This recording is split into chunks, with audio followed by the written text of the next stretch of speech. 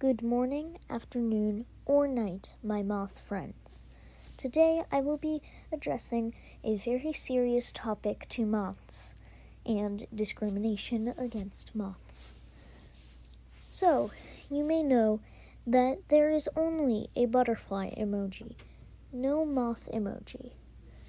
And this is a very serious topic to moths.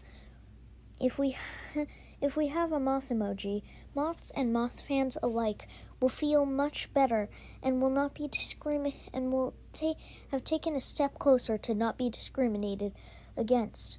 Butterflies get all the love, and I will now show some moth pictures on screen to show you just how cute moths can really be. Please don't be afraid of moths, like they're just some bug, but think that butterflies are pretty. They get a lot of the attention, and it's really important to us moths that we will get as much as the love that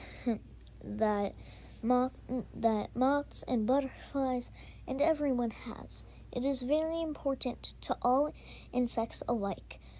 I will put a link in the description for you to sign a petition about adding a moth emoji to get one step closer to moth love throughout the world. Thank you for listening. Goodbye.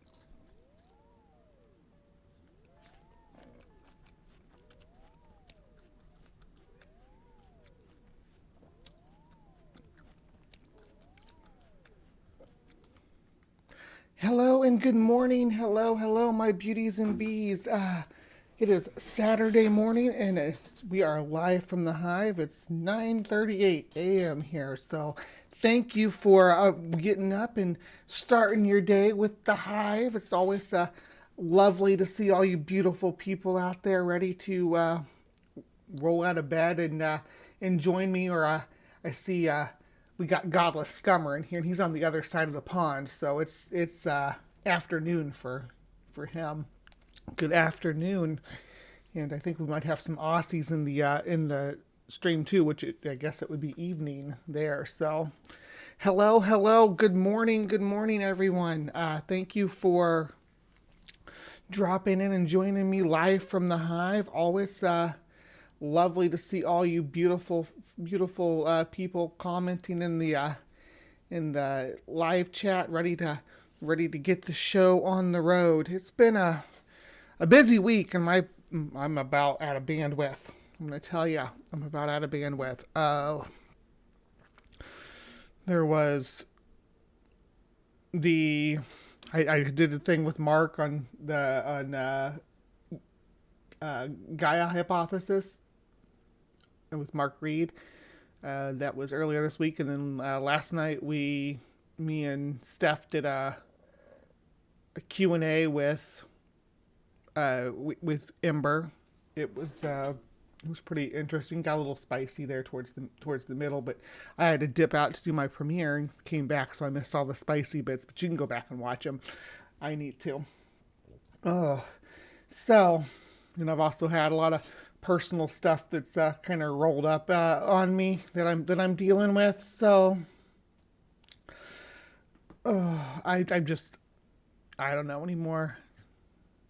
Right now I've just been kind of doing the bare minimum, just trying to not overwhelm myself. So we'll get back to doing more stuff. I'll get back to doing more Gaia talk or what's the buzz and having guests on and stuff. So we'll get back to that once I get my my bucket's empty right now. So I just doing what I can to bring some cheer to you, at least live from the Hive, if nothing else. So thank you again for sticking with me and hanging with me as I go through life's ups and downs and try to bring you a little bit of entertainment every now and again. And I thank all these wonderful people you see scrolling down below who are my Patreons. They contribute monthly to helping build this beautiful Hive. You can also join the channel if you want. I do have membership, so if you participate in that, there's some fun emojis and stuff. Just so you know.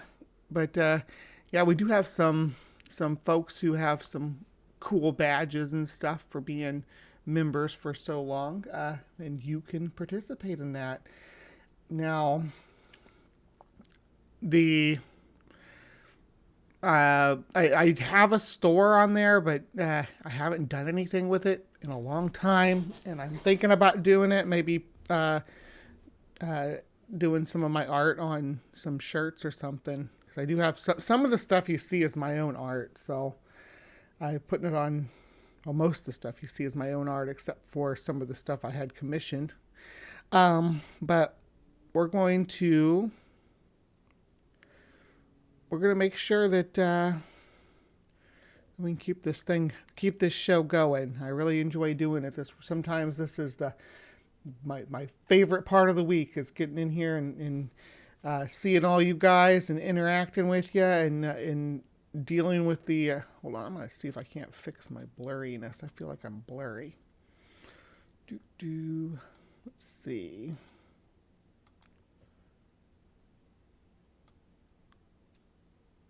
Yeah, that fixed it. Anyway, there we go. So got a great lineup for you guys today. It's going to be a mystery ghost town that we're going to talk about. A mysterious ghost town in Alaska. We're going to talk about kind of a famous one. They just did like a Discovery Channel thing on it last year, so it was kind of trending for a few months there. But we're gonna see what it's all about, because I like to keep things topical when something comes up. So let's unwrap that story and find out. And then for Creation Watch today, we're gonna find out about another thing in your life that may be demonic. So stick around for that. And then we got some arthro news with some arachnids on the move. So stick around for that. And then on Strange Science, we are going to learn about the latest rail against these chatbots. So we're gonna dig into that with some Strange Science. So I'm so happy that you're all here, and yeah, I think it's time to get started. Who wants to meet me over at CryptoCorner? You guys sit tight in your chairs, and I will see you guys over there.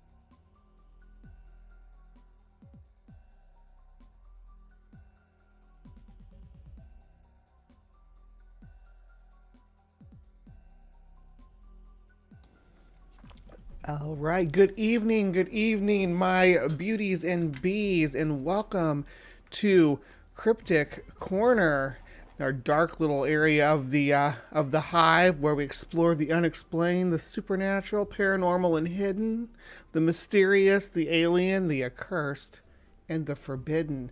Thank you for joining me. I am your host, Miss Bumblebee, and with me, as usual, is my fantastic side chat at Live from the Hive. But you too can join us live from the Hive every Saturday morning at 9:30 Central Standard Time for a full show of different segments and different topics. So if you like what we're doing here, why don't you pop in and tell us in the live chat in real time so we can call you out by name. All right, and yeah, it's always funny, like I say, whenever I come in to start my segment, this is always blank because I just switch screens over and it takes like, I don't know, like a minute and a half to load up. So it's kind of funny. I'm sitting here talking about with me is my side chat, and you guys aren't even up there yet. Anyway, welcome to CryptoCorner. Now, we've talked about ghost. I don't know if we've talked about ghost towns. I don't know if we particularly talked about any ghost towns. This might be the first, but we've definitely talked about ghost, and we've talked about monsters, and even like Bigfoot. Mm-hmm. We've talked about strange, mysterious bears. Fairly recently, we talked about the bears. But some places, we talked about UFOs. Some places have just a combination of all of it, and it's really strange. And it's I don't know what you call high strangeness. And I want to share a little case of high strangeness with you today. This is going to be the abandonment of Portlock, Alaska. And yeah, let's dive right in. This is from Roanoke Tales, is the channel this is from. So let's hear what they have to say about the topic.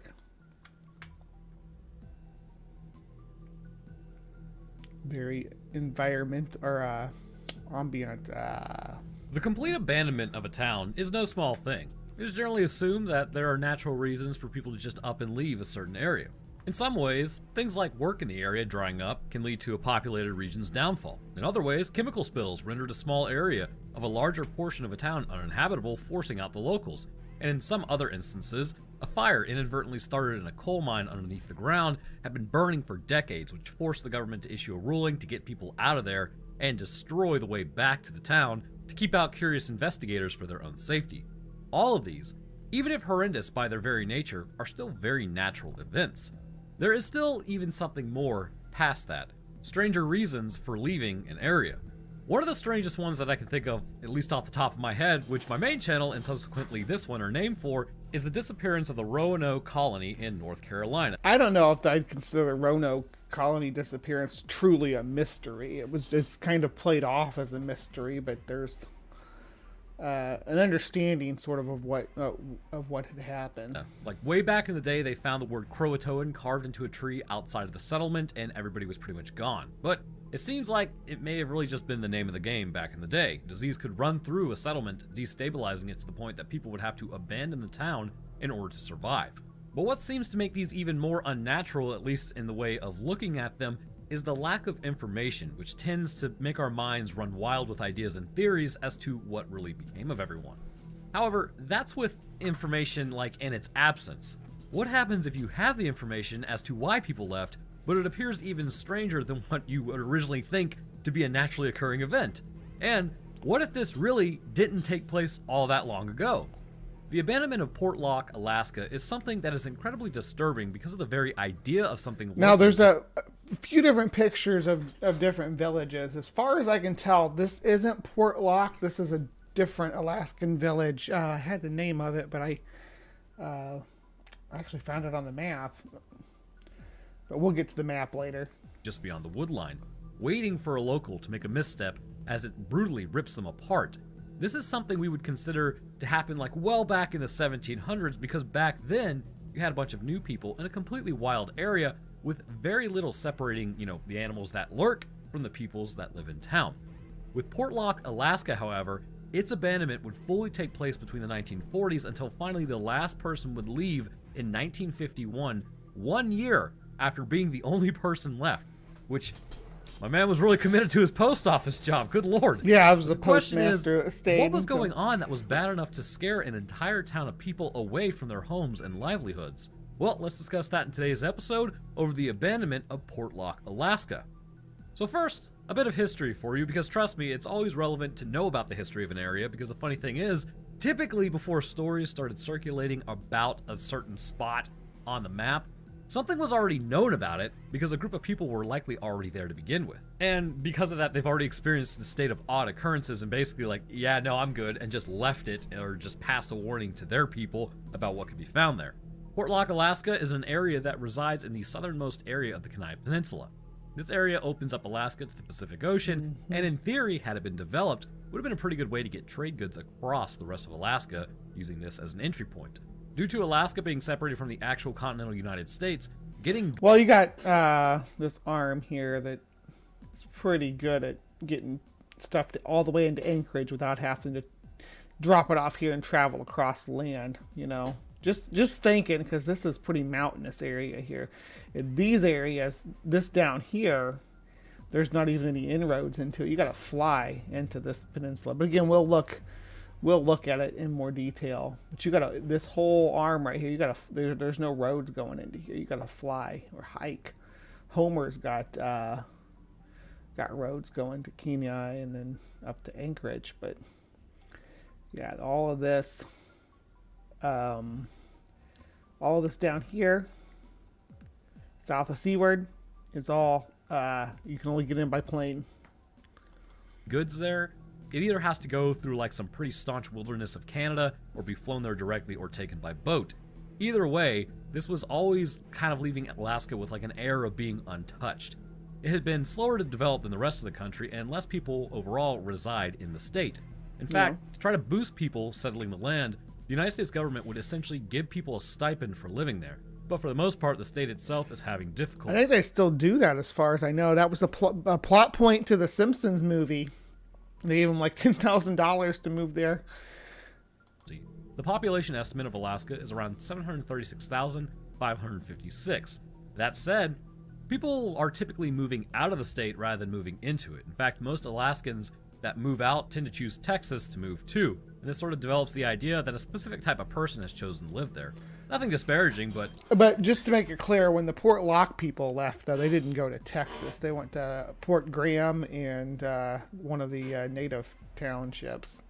Again, probably someone who likes their privacy, likes their land, and may distrust certain organizations that preside over the land. Anyways, the people that lived there before Portlock became a town were known as the Aleut, and they were well versed in something in that area that disturbed them as well.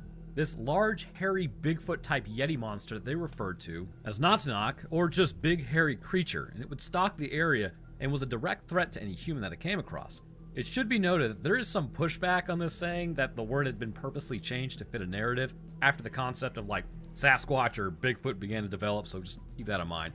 But that said, these people would avoid the area themselves because they weren't trying to end up 6 feet under the dirt. Yeah, I mean, because the description, well, we'll get there, but when they describe this creature, it's not, it doesn't necessarily have to correspond with a Bigfoot-like image. It also could be a bear, a large savage bear, which, you know. Dirt. This respect for whatever was in the woods persisted amongst these people as they went through like storytelling for apparently like thousands of years. They also said the creature itself stayed alive for at least hundreds of years as well, which is a little odd, but if something was really out there, that might more or less suggest that maybe it's not the same creature, but something reproducing, as it had an established population, which would actually track with what other people would say that they would see. This area would not be settled by the Aleuts despite that much time having passed, possibly because of a result of this. Then in 1786, landfall would be named by a man named Nathaniel Portlock. This British ship captain's arrival officially basically started the camp in this area because it had abundant salmon, so a cannery would be established to take advantage of the natural resources. There are a few discrepancies with... Yeah, it was the salmon canning town is basically the bottom line, you know. How everything happened. Some reports say that he actually went further to the north in the peninsula to Cook Inlet and really made landfall there, but it really doesn't matter at all because the town itself would be established in 1921 when the United States Post Office opened in town. During the town's first push to develop, they would be settled by Russian Aleuts, and I'm pretty sure it's pronounced Aleuts because of the Aleutian Islands, but anyways, for a time, not much was really reported to have happened in that area prior. And this isn't Portlock either. It's just stock images of a ghost town, probably in Canada. To the town's creation, except for one event in 1905. Because Canada had a lot of boom towns, like the Yukon and stuff. That's why I know about it, because when my mom's really into Rudolph the Red-Nosed Reindeer, and one of the characters is Yukon Cornelius, the North Pole prospector. Yeah, there were prospectors that lived all over these mountains, and little towns popped up to offer trade post and post office and other services that they might need. So there were these little boom towns that popped up. They popped up in California too, when it had its gold rush, and then once the mining slowed down or died out, the little towns died out too, for a lot of little towns.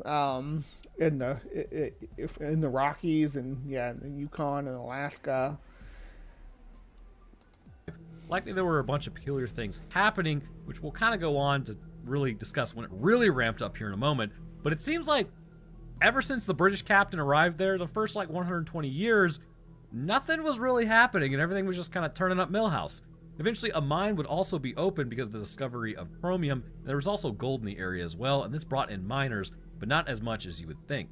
Typically, to live in this town, you had one of three jobs. Either you worked as a lumberman, cutting down trees and exporting timber, you worked as a miner, digging out chromium and gold in the ground, or you worked as a fisherman. There was really a special bonus job also, and that's when you were just a Sasquatch. As the town continued to thrive to a degree, a cannery small too. Operations, it would really not attract that many people overall. In fact, there was a census conducted in the 1940s, and then subsequently again in the 1980s, that would show only around 31 people were still living there.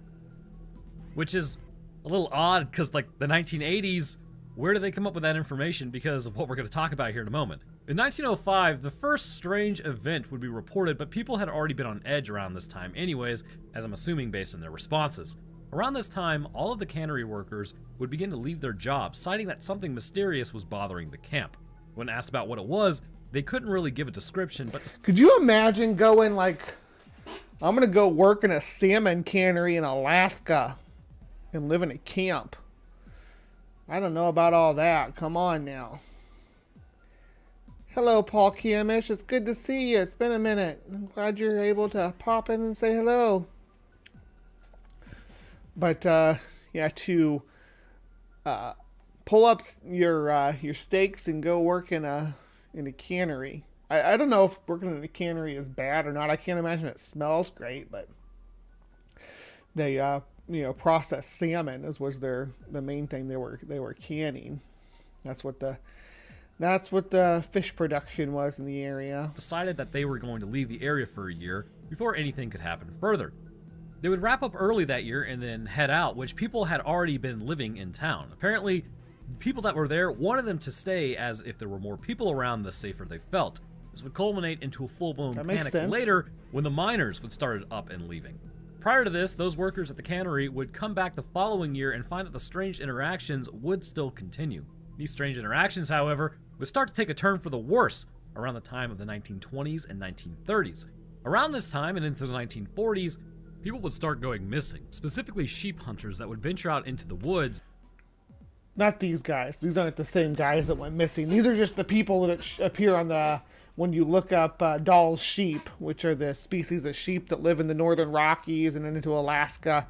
They actually live really far north. I think they live farther north than any other species of sheep, but they live in the mountains. And they were important. They do become an important resource, especially in the 1940s, ironically enough, when the caribou population was almost wiped out in the area from overhunting.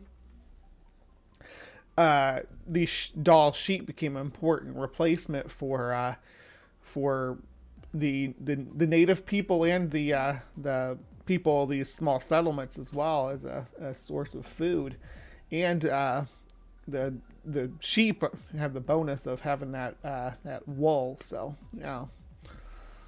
They just didn't show back up. This would spearhead a multitude of events, of brutal occurrences that would cause everyone to sort of just abandon the town.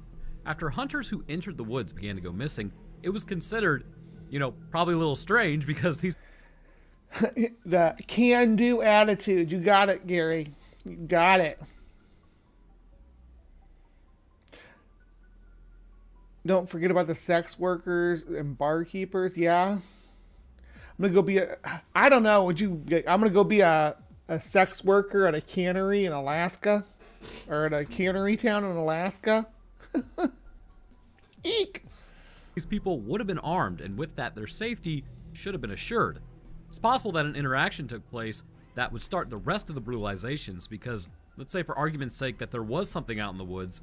They came across a hunter, and the hunter... Humans are so arrogant. Oh, we're armed so we can defeat anything. It's like them people that that regiment who tried to cross the swamp during the crocodile-infested marshes during World War II. Just because you have guns doesn't mean that you're just going to defeat all wildlife. There are things... Hunter was scared and took a pot shot at it. We then learned that those things that look like us are violent. Possibly something was angered to the point that it began hunting down humans in that area in order to make it safer. I mean, really, it wouldn't be that any different than what humans do. If something takes out one of our own, we tend to try to find that thing and end it to secure our own lands. This is actually also exhibited in other mammals as well. In fact, there's a story of a tiger that was wounded by a hunter after he was sent to take care of it because it was known as a man-eater. After finding it, he winged it, but it was able to escape and elude him for quite some time, until finally the hunter was forced to call off the hunt, only for the tiger to start tracking him the whole time, waiting for him to let his guard down before ultimately showing up at his camping spot. I believe the outcome was that he actually took it out at that point, because otherwise, how would we have this story? I believe the outcome is actually that the tiger got him and someone found the evidence of it. Because we can tell. You don't need someone to tell you the story. This is you don't need a eyewitness. This is the were you there kind of argument. You don't need that eyewitness. You can look at the evidence. You can look at the tiger tracks and the blood and the how long ago the guy's fire was burned and things like that. There's going to be tracks, of course, but there's going to be traces of what had happened. If you know what you're looking for, it's not that. There's a way to decipher a story from it. The point is, animals, not just humans, appear to seek what is considered vengeance for some trespass. Anyhow, hunters began to go missing to the point that while exceedingly alarming, hearing stories about another missing person in the woods was just sort of horrifically commonplace. Things past this point would start to become even worse for the people living in this town. See, the town itself, like every other town in existence, was lived in by people who worked in the area and with their families. Why did I just take time to explain that? I have no idea. So the workers weren't really there to go out hunting or do anything along those lines, unless it was sort of for pleasure, but probably not for survival. But they still had to venture up to the mines, out to the streams and bay for salmon, and at some point or another, they had to leave the relative safety of the small town itself. This is when people started to get got just by existing. It was known around this time that miners working the mines were having issues of their own, just like pretty much everybody else was that went in the woods. As people would show up for work and head into said mines, they would eventually need a break for the day or go eat lunch or even just had to show up in general. One such person... He keeps alluding to strange things happening, but doesn't dive into any details about, like, was it sounds in the woods or something? Equipment disappearing, equipment being damaged, property being damaged, people seeing fleeting images in the wild. What are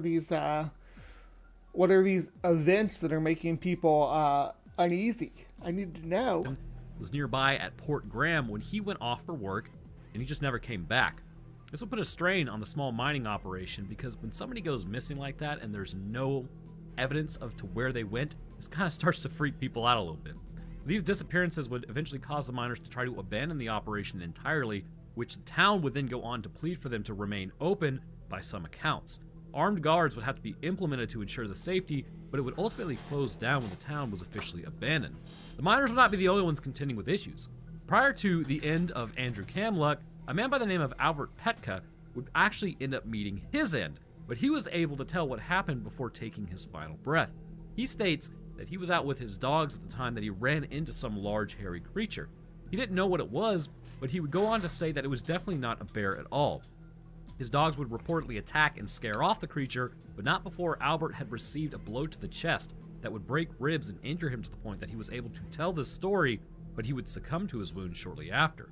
While these interactions continued, hunters and fishermen had reportedly, again gone missing from earlier, would be found. Sometimes See, this is making it sound like a Sasquatch because, I don't know, I guess a large hairy creature that wasn't a bear. in creeks that ran through the hills. What was found was a fairly grisly sight. It was said that their limbs would be shredded and their torsos having brutal damage, while others were just completely dismembered. They would then be washed downstream further, and then some were even found in the lagoon, washed into that. This, however, appears to be more in line with the hunters that went missing over a period of time, and not some large group that got wrecked. It also should be noted that most people just went missing and were never seen again. The event that would actually cause the people to flee the town is something that appeared to literally be ripping people apart in the woods, which, while inconsistent with a human, doesn't mean that something else couldn't have been doing it, which I'll talk a little bit more about, like the natural reasons at the end of this. Luckily enough, there was a spotting that actually did not result in the mutilation of the person, and this man would go on to tell everyone what he saw. While down there at the cannery, a man named Tom Larson saw a large hairy beast on the beach, which he said was walking on two legs at the time. He would run back to his home to get his equalizer and then return with the creature still there. It apparently looked at him and he at it in a standoff. It then turned and walked into the woods, leaving behind the fish wheels that were completely destroyed. Bro, take the shot. Are you kidding me? See, this is kind of what bugs me. Like if it's that seems not, because generally when you're talking about a bear even, or a tiger, a man-eater, right? You take the shot. If it's killing humans, you take the shot because it's not going to stop, right? Once like it's generally like an injured carnivore that'll do it. Like when we're talking about tigers and bears and leopards, they usually can't hunt their regular food, like ungulates and things like that. They can't keep up with them, so they find that humans are an easier target if they can, they can get us and drag us away, and we're lighter. Well, junk shop, don't recognize it, shoot it. I mean, I'm saying if there's a large animal ripping people's limbs off in the woods, killing dozens of people, definitely take the shot. I mean, am I wrong? Grassman teleports. I don't think Grassman's ever been accused of dismembering anybody. Now, there's the Nahanni Valley, which is not too far from here. Well, I mean, relatively speaking, I say not too far from here, but it's all the way over in Canada. But where the Headless Valley, where a alleged creature is decapitates its prey. So, in the woods that is apparently shredding people to pulp, and you have it lined up, and you basically have like it to the point that you could end this whole issue, and you just let it walk off. Of course, shock can't be ruled out, but still. Well, man who's is he that shocked because he went back home and got his gun and came back? Auger apparently had a run-in that could not be explained, but I'm going to explain it. And it is said that he was working on something when it looks like he got hit over the head with a piece of huge logging equipment. His name was Andrew Kamluck. Apparently, this was way too large for any one man to lift, so neither he nor someone else could have been able to lift it, nor, I guess, anyone working with them, and it would take several men to lift this piece of equipment.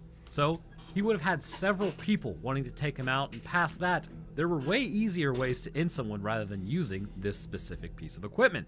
Then, they found them, and there was blood on the equipment itself, indicating that it had been used in some capacity to result in this guy. So, what is the equipment that we're talking about here? Yeah, Rogue Animal is the premise to the first Jaws movie. Well, the whole Jaws series, if you want to look at it that way. But That's based on the Jersey Shore attacks too, which I did a video about just a little bit ago, right? I covered the Jersey Shore shark attacks, didn't I? Yeah, because I had the guy in the kayak who went down the Matawan Creek and talked about it, and that will be premiering. Or did it already premiere? I'm looking. No, that's going to be on August 25th, so that's this coming Friday. So, yeah, check that out. Guy getting bodied, and he was found 10 feet away from it, so it's not like he could have slipped and fell and hit his head and then moved 10 feet. It looked like someone had picked it up and smashed it over his head. Shortly after this happened, I'd like to examine this crime scene. Seems like a lot of inferences are being made. I have no idea why hunters would still be going in and attempt to hunt in the woods, but I mean, I guess the reasoning here could be because how remote the town was. It's possible that they needed to hunt in order to actually eat. As you might imagine, it's a pretty good motivator.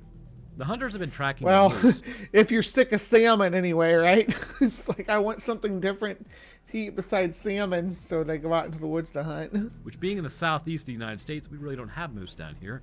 But let me tell you about them real quick so you can get an idea of what they would have to do to bring this thing down. It is said that people that live in areas that are endemic with moose would rather meet a bear in the wilderness than a moose. The moose is the largest of the deer family, and male moose can actually stand up to 6 feet tall from hoof to shoulder, which is about 1.8 meters. On top of that, they can weigh upwards of 1,400 pounds or 635 kilograms. This thing has got an attitude to match that size as well. Moose are considered to be extremely ill-tempered, and if you happen to be near one, they will gore you and pretty much turn every bone into your body into a nice powder before walking away from you. These things, on the regular, they're pretty savage. Fight bears. While still being the prey of bears in the area, there have been instances where a bull moose has outright killed an attacking bear with a well-placed kick or by using its antlers. They essentially stomp down on the bears as well, rake them with the hooves, causing internal injuries and hemorrhaging, as well as use... Yeah, servants kick the crap out of you. They got that fast ninja rabbit punches. Yeah, you don't mess with a servant, because they're bashing you with their antlers, punching you. They're like a triple threat. You don't want to take one head on. Use antlers to spear the bear. Basically, a moose is just nothing to play with, especially since we're a lot smaller than them, and they can easily throw their weight around and turn you into a hashtag. While this group was tracking the moose, they eventually stumbled across an absolutely grisly battleground. Apparently, the area was covered in blood and fur. The moose had gotten into a confrontation with something in that area that the hunters came across a flattened spot where the moose must have been forced down. But what's more odd is there was no moose body to be found. Whatever it was had the strength to carry the moose away rather than just eating it there. Now, there are two things to know about the moose-bear relationship in terms of predation. The bear will typically choose younger moose to eat because they're less experienced and less likely to put up an effective fight. Also, the neck of a moose is relatively weak in terms of forces that would be enacted on it from, say, a bear paw swipe, which has resulted in things like decapitation or severing of the cervical spine if it lands just right. So it's actually fairly common for a bear, if it comes across a moose in the woods, it could take it out. Well, yeah, bears don't fight big bull mooses generally, though.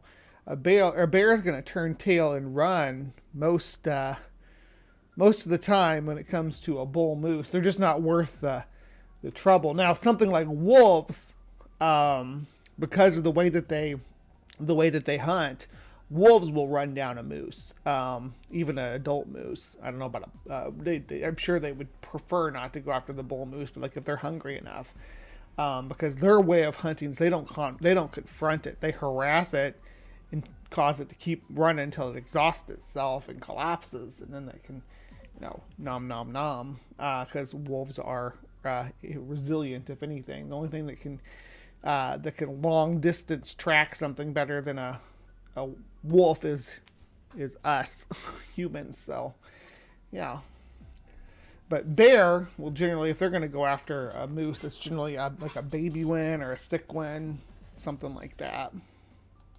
Dragging it away, especially not in the general vicinity, is a little more difficult for a regular bear with the larger the moose gets.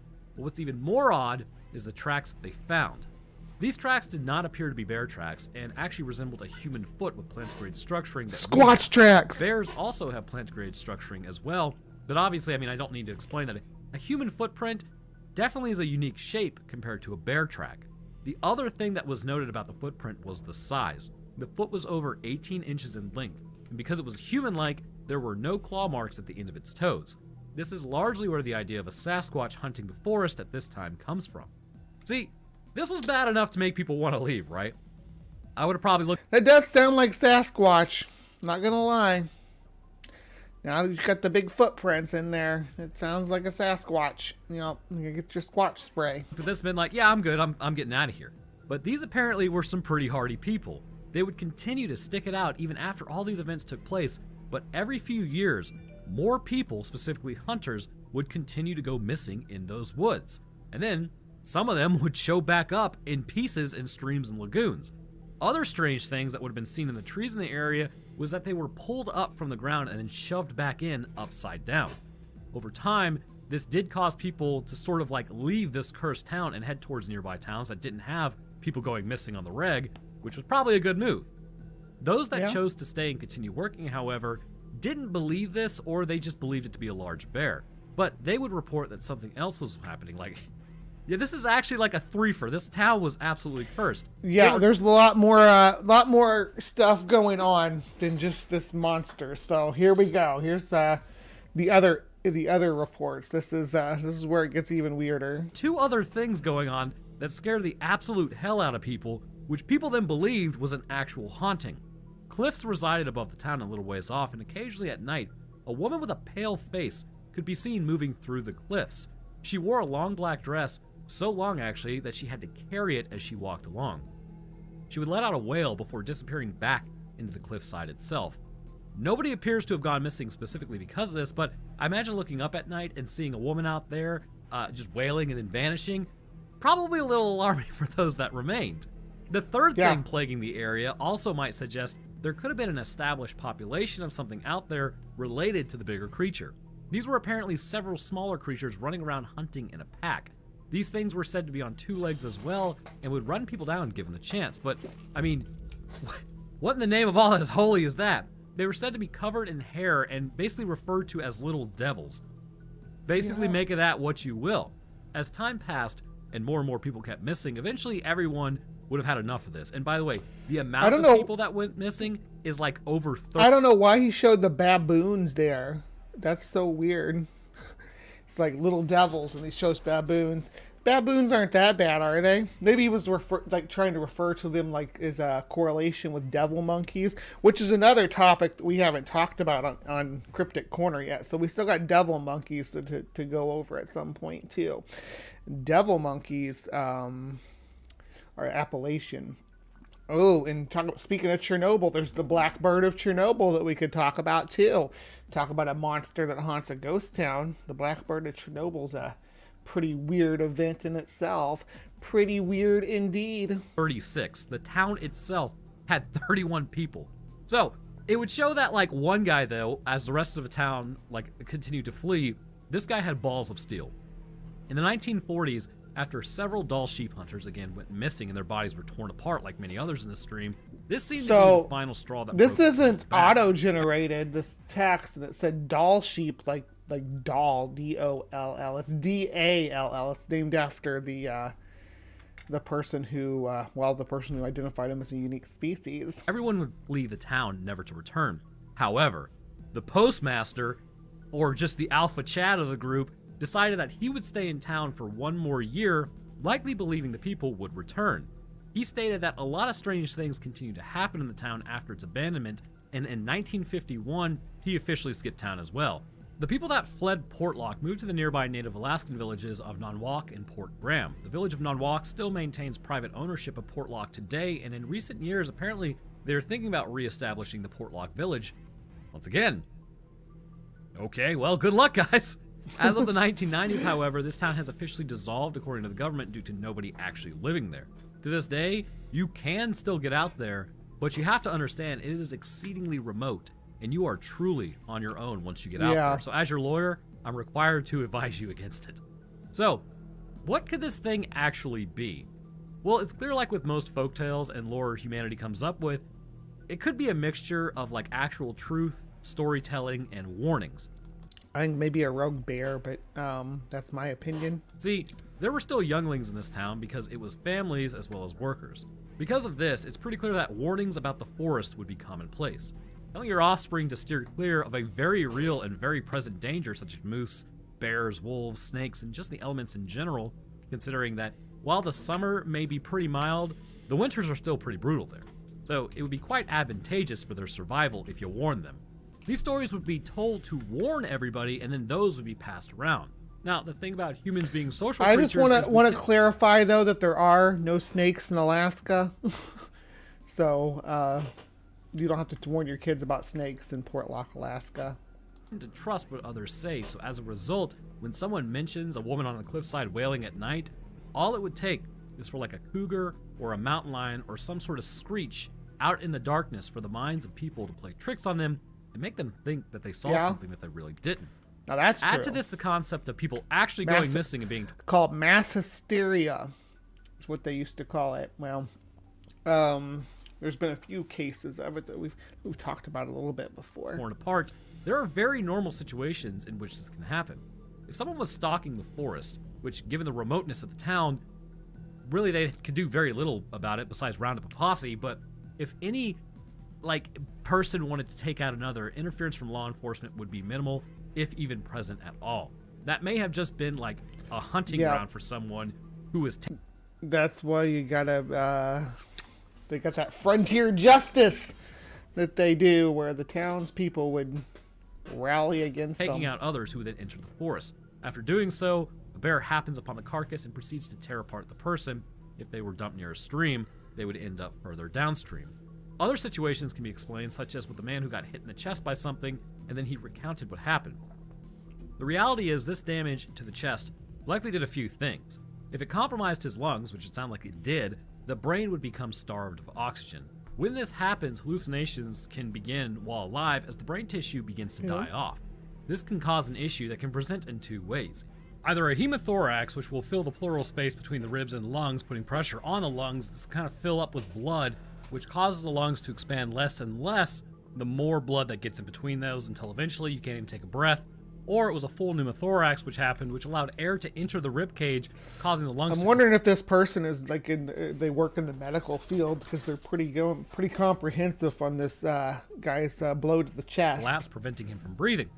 Either way, oxygen starvation was assured, and as a result, I would imagine he began to hallucinate and even possibly misremember what attacked him. It actually could have been a regular bear, but as his mind started to go, he began to explain it in bizarre ways, and that's actually incredibly common for people to do right before the end. The man who was apparently hit with a piece of logging equipment might have possibly even been explained in a way that, it was too heavy to lift, and he was 10 feet away from the equipment when his body was found. How could this have happened? Well, it's kind of important to remember that head injuries can do very weird things to your body. If he were to, say, fall and hit his head, what a lot of people don't realize is sometimes your body will quite literally launch itself during a subsequent seizure. It's actually been seen in soccer that a soccer player was hit in the head and they misattribute it saying that he was internally decapitated, but that's actually wrong. He got hit, went into a seizure, which caused him to leap up and actually backpedal for a few feet, as well as behave strangely, and when he covered a certain amount of distance, he then fell to the ground, and that's when everybody realized that what just happened, and that's why they misattributed it, because people aren't really sure what a seizure is. But he's still alive to this day. So that's the point. Sometimes you don't just hit your head and fall down and it's game over. Sometimes your body will continue to move due to signals it's getting from the brain. Personally, what I believe to have happened is he likely fell or tripped over a rock, hit his head hard enough to cause bleeding and the blood on the equipment, and had his muscles seized, causing him to be found a ways from the actual equipment, which may have seemed like an impossible distance, but it really wasn't. As for bringing down the moose and carrying it away as well as the tracks, I would like to bring something up. Alaska has a man-eater of a bear known as a polar bear. These bears are absolute behemoths. In fact, sometimes they say they can stand like 10 to 12 feet tall. I think I mentioned it in my last video, but essentially these types of bears, when they encounter man, well, they can pick you up, a literal full-grown man, by the chest and carry them away like a dog does to a puppy. They're notoriously difficult to bring down, and given like a quarter of a chance, they will rip you limb from limb. polar bears are also... Why are you talking about polar bears when we're talking about the Kenai Peninsula? This is like saying that polar bears do not live anywhere close to this part of Alaska. Like not even. This is way too far south for polar bears. Hundreds of miles beyond the polar bear's range. So to say Alaska has polar bears, finding a polar bear in the Kenai Peninsula would be like finding a jaguar in Florida. It just doesn't happen, at least not in modern times. Maybe, and I don't think it even that far back, you'd have to go back hundreds of years to see polar bears. And even then, they'd be out on sea ice, not stalking the forest. Yeah.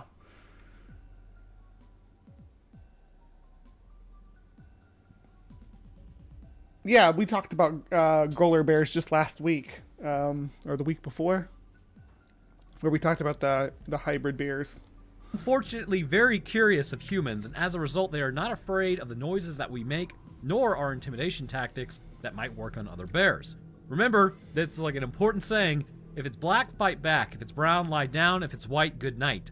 This is likely due to the environment that they live in which prey is... Yeah, but they don't live in the Kenai Peninsula. Yeah, maybe it was you know what? Maybe it was a Siberian tiger. Because they live just as close. It's just going to come along every day. So when they find something, they need to take it out right then in order to eat. With all that said, though, this doesn't really match the description given by those in the area who saw the creature. They always said it was sort of like a brown, shaggy fur. It's almost like there were brown bears that live in that area. Yeah, brown bears definitely live in the Kenai Peninsula, right? And Kodiak Island's like just around the corner. Like a short swim away is Kodiak Island. So, yeah, as far as polar bears, though, you're way out of range. Just not going to happen. Well, there is another type of bear as of late that we've actually seen mate with polar bears due to overlapping territories. In Alaska, another bear known as the Kodiak bear, and also brown bears that are in the area, they're quite plentiful. Sometimes these bears will actually run into polar bears and create young with a combination of two traits. This could very possibly result in a polar bear-sized brown bear that lacks the white hair. But that would still happen in much further north. Is where this is happening. This is southern Alaska. This is close to like British Columbia. This is not up near the Arctic Circle where growler bears are found, where polar bears and grizzly bears meet. Bears also tend to stand up on their hind legs a lot, and you know what they're probably going to be attracted to? I'll give you a second. Fish wheels, to get salmon. They also would not be opposed to eating humans as they carry the polar bear genes. To me, these creatures seem like they could just be possibly the offspring of a polar bear and a brown bear mating. The problem arose when something very natural started tearing people apart and carrying away moose. Then when the tracks were found, they thought it to be a human, but bear tracks actually look somewhat like human footprints as well. And if you're looking at an 18-inch, which this was 18 inches in length footprint, you're not going to think, oh my god, this is a bear track. You're going to be like, this is a giant human foot. So it's not too far-fetched when you realize, like, also the average polar bear foot can be 12 inches long with outliers being larger. And then take into consideration sometimes... Again, a polar bear is ridiculous. To claim it's a polar bear, or that it could have even the possibility of a polar bear, yeah. Maybe it's a Siberian tiger. Maybe it's a alligator. What are you talking about? Polar bears do not live here. Just because Alaska is huge, right? Alaska is a massive state. It's like you can fit like two or three Texases in Alaska. It's monstrous. Because something lives in northern Alaska does not mean it lives down in southern Alaska by the Aleutian Islands. Combining two species that can mate, such as like a lion and a tiger, that produces a subspecies that can be much larger than both parents. And also, they say 18 inches, but did they have like a ruler on them at that specific point in time? Like, how do they actually measure it? Because if you had a polar bear mixed with a Kodiak bear, sometimes larger polar bears have had like 14, 15-inch feet. So you kind of start to see how this thing might have been able to carry off a moose on its own. So when people go missing, But polar bears do not live in southern Alaska, sir. I'm not going to say it again. You just stop it right there with this polar bear nonsense. Or even a hybrid polar bear. Hybrid brown bear and polar bear. No, not in this range. Not going to happen. rumors and fear began to take hold of the people still residing in town. Once that happened, it was only fueled by weird but natural events taking place regarding some people not showing back up after they left for work, or someone hitting their head on logging equipment. However, I don't believe these people were wrong to flee the area. If there's a hybridized bear walking around and already had a taste for human flesh at this point, or just a regular bear that's got a taste for human flesh, doesn't have to be hybrid. It's only a matter of time before it got brave enough to approach a human town. Potentially, I believe humanity should have done what we always do. Organize a hunt for the creature, but approach it without the superstition and realize it for what it is, a really big animal. The extra things to me just kind of seem to be the consequences of being afraid. People talk and then people's minds begin to play tricks on them. The only thing that is known with certainty about this entire event is that the people of this town saw fit to abandon their livelihoods to seek safety elsewhere. And this means that they were in fact scared enough and took this as a real threat to themselves. Whether it was a large bear or something else to inspire that much fear means that something really was going on, whether the far-flung future people like us believe it or not. Yeah, I want to hear what you guys think, because I don't doubt there was something going on. I think your theory is just as far-fetched as the Bigfoot theory, though, talking about a hybrid bear of a species that lives hundreds and hundreds of miles away. It just doesn't make sense. Let's be honest, the haunting, the Bigfoot, the gremlins running around in packs, it kind of just seems odd that all of these things were happening at once. But the other side of that is, maybe it was a Scooby-Doo thing and somebody was doing all this stuff to try to run people off of the town so they could have all the chromium for themselves. Speaking of, let's have a look at that town, or what used to be the town. All right, so here, let me close this. We don't need this. All right, so here's Alaska, right? The range of polar bears is up along here, right? Polar bears don't come anywhere near this. They don't come anywhere near this at all. Like a polar bear outside of like Fairbanks is going to be like, whoa, a polar bear outside of Fairbanks, that's amazing. But way down here, no. This is not polar bear habitat at all. And you can look that up, actually. Why don't I demonstrate that for you? Hold on just a moment.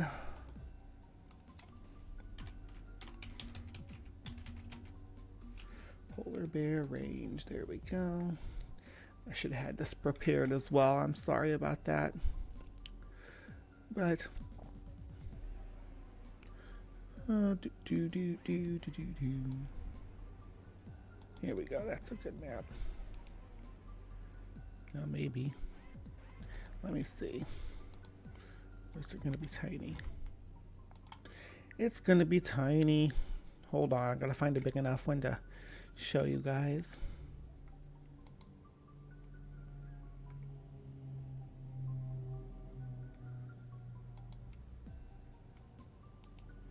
Here we go.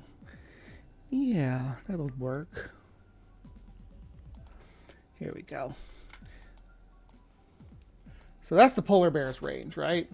See, up here? And, I mean, they do range more south when we get over to the Hudson Bay area, but they're not in southern Alaska. Like, literally, when you look at this map, they're like, they're not even below, what's this peninsula here? Yeah, they're not even below Beringia. This right here, Beringia, which is this and this. That used to be the land bridge, by the way. Used to come across here. All this right here used to be above water, and that's where the interchange happens. But when you go way down here, this is the area we're looking at. There's Nenwalak. That's the village that's still there. It's just a tiny village. None of this has street view, by the way. Obviously, we're way out of range for street view. The closest you can get on street view would be, I think, up in Homer, maybe. Yeah, up in here in Homer. There's some single spots where you can see some stuff. This is the one of the nearby villages. Look at this wooden plank bridge. Very pretty landscape in this region. Quite beautiful. This is on the same peninsula there. So this is Soldovia village, and then you got Nanawac and Port Graham.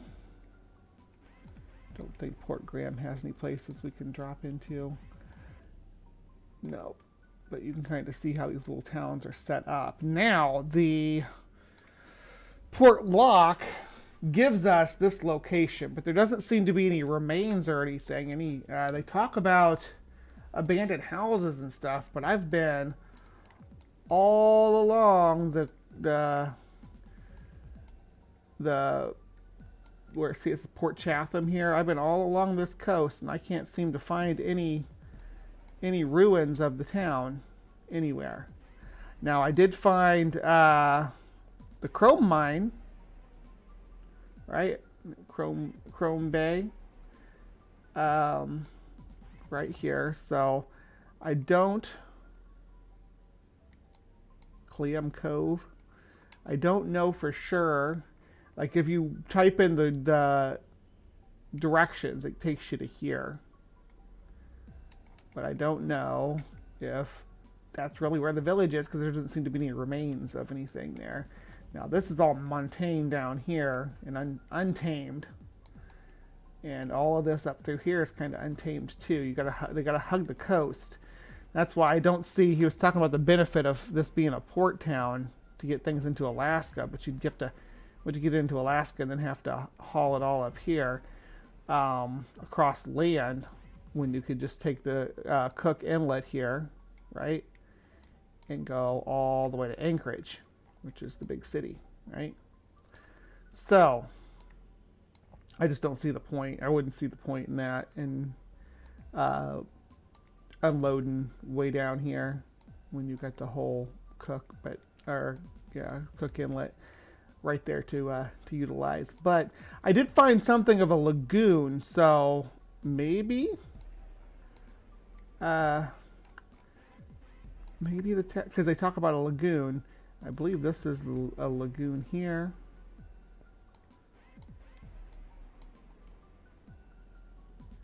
I wonder if it wasn't on this peninsula here, because Alaska, they like to build on. I mean, yeah, we look at the way the rest of these villages are built. They build them out on the coast. This is the closest airstrip. So you could fly into here, and then you'd have to hike all the way down to here. So that's a long hike. You could hike out from here. I guess you could hike out from Port Graham, and it looks like there is a hiking trail. Look at that, going right along there, and then kind of veers off to the east. It doesn't take you back into this area. Doesn't take you into the realm of the Nanatuak, or whatever they called it, the monster, Nantanak, Nantanak is the name of it. Sorry for mispronouncing it. But yeah, all right, so that's where the Port Lock is, and that's where allegedly this stuff took place. So what do you guys think? Was it a bear? Was it a Sasquatch? Something else completely? Is this land cursed? Is it haunted? What do you think? Tell me in the comments down below. But this has been Cryptic Corner. Please remember to be kind, take care, and we will see you next time. All right. Thank you so much for sticking with me here live from the Hive audience. What a wild ride between wailing women and gremlin armies or gremlin packs or whatever they call them. That was a wild ride. But it's only going to go. The show's only going to get wilder as we move on. I promise that what I have next for you is going to bake your brain. So I will see you guys over in Creation Watch. All right. I'll see you over there.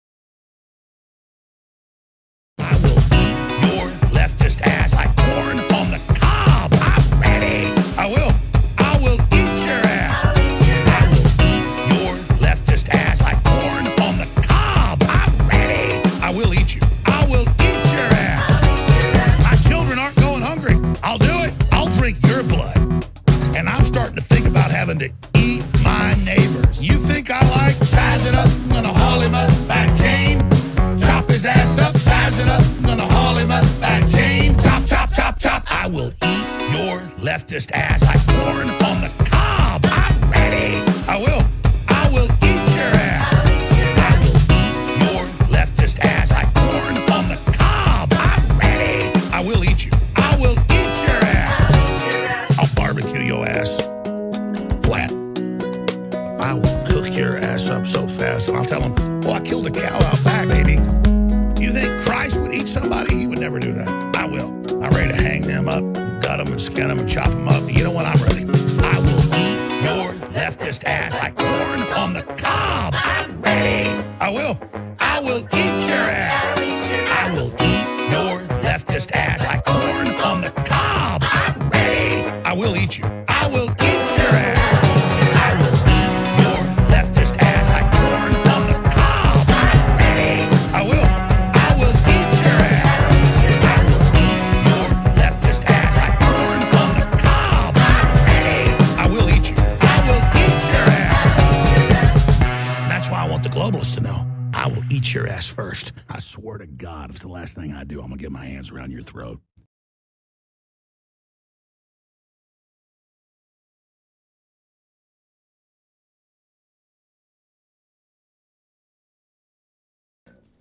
Hello, and welcome to Creation Watch, my beauties and bees. Good evening, and I hope everyone is well. Joining me is my amazing, they're on this side now, my amazing live chat live from the Hive, where this is recorded every Saturday morning. So if you want to take part in that and join us on Saturday morning, you can catch this show plus CryptoCorner and whatever we have on HiveScience for that week. So always welcome to join new faces in the side chat and interact with you guys. Yes, we just watched Alex Jones about the eating our leftist ass and wants to eat the globalist.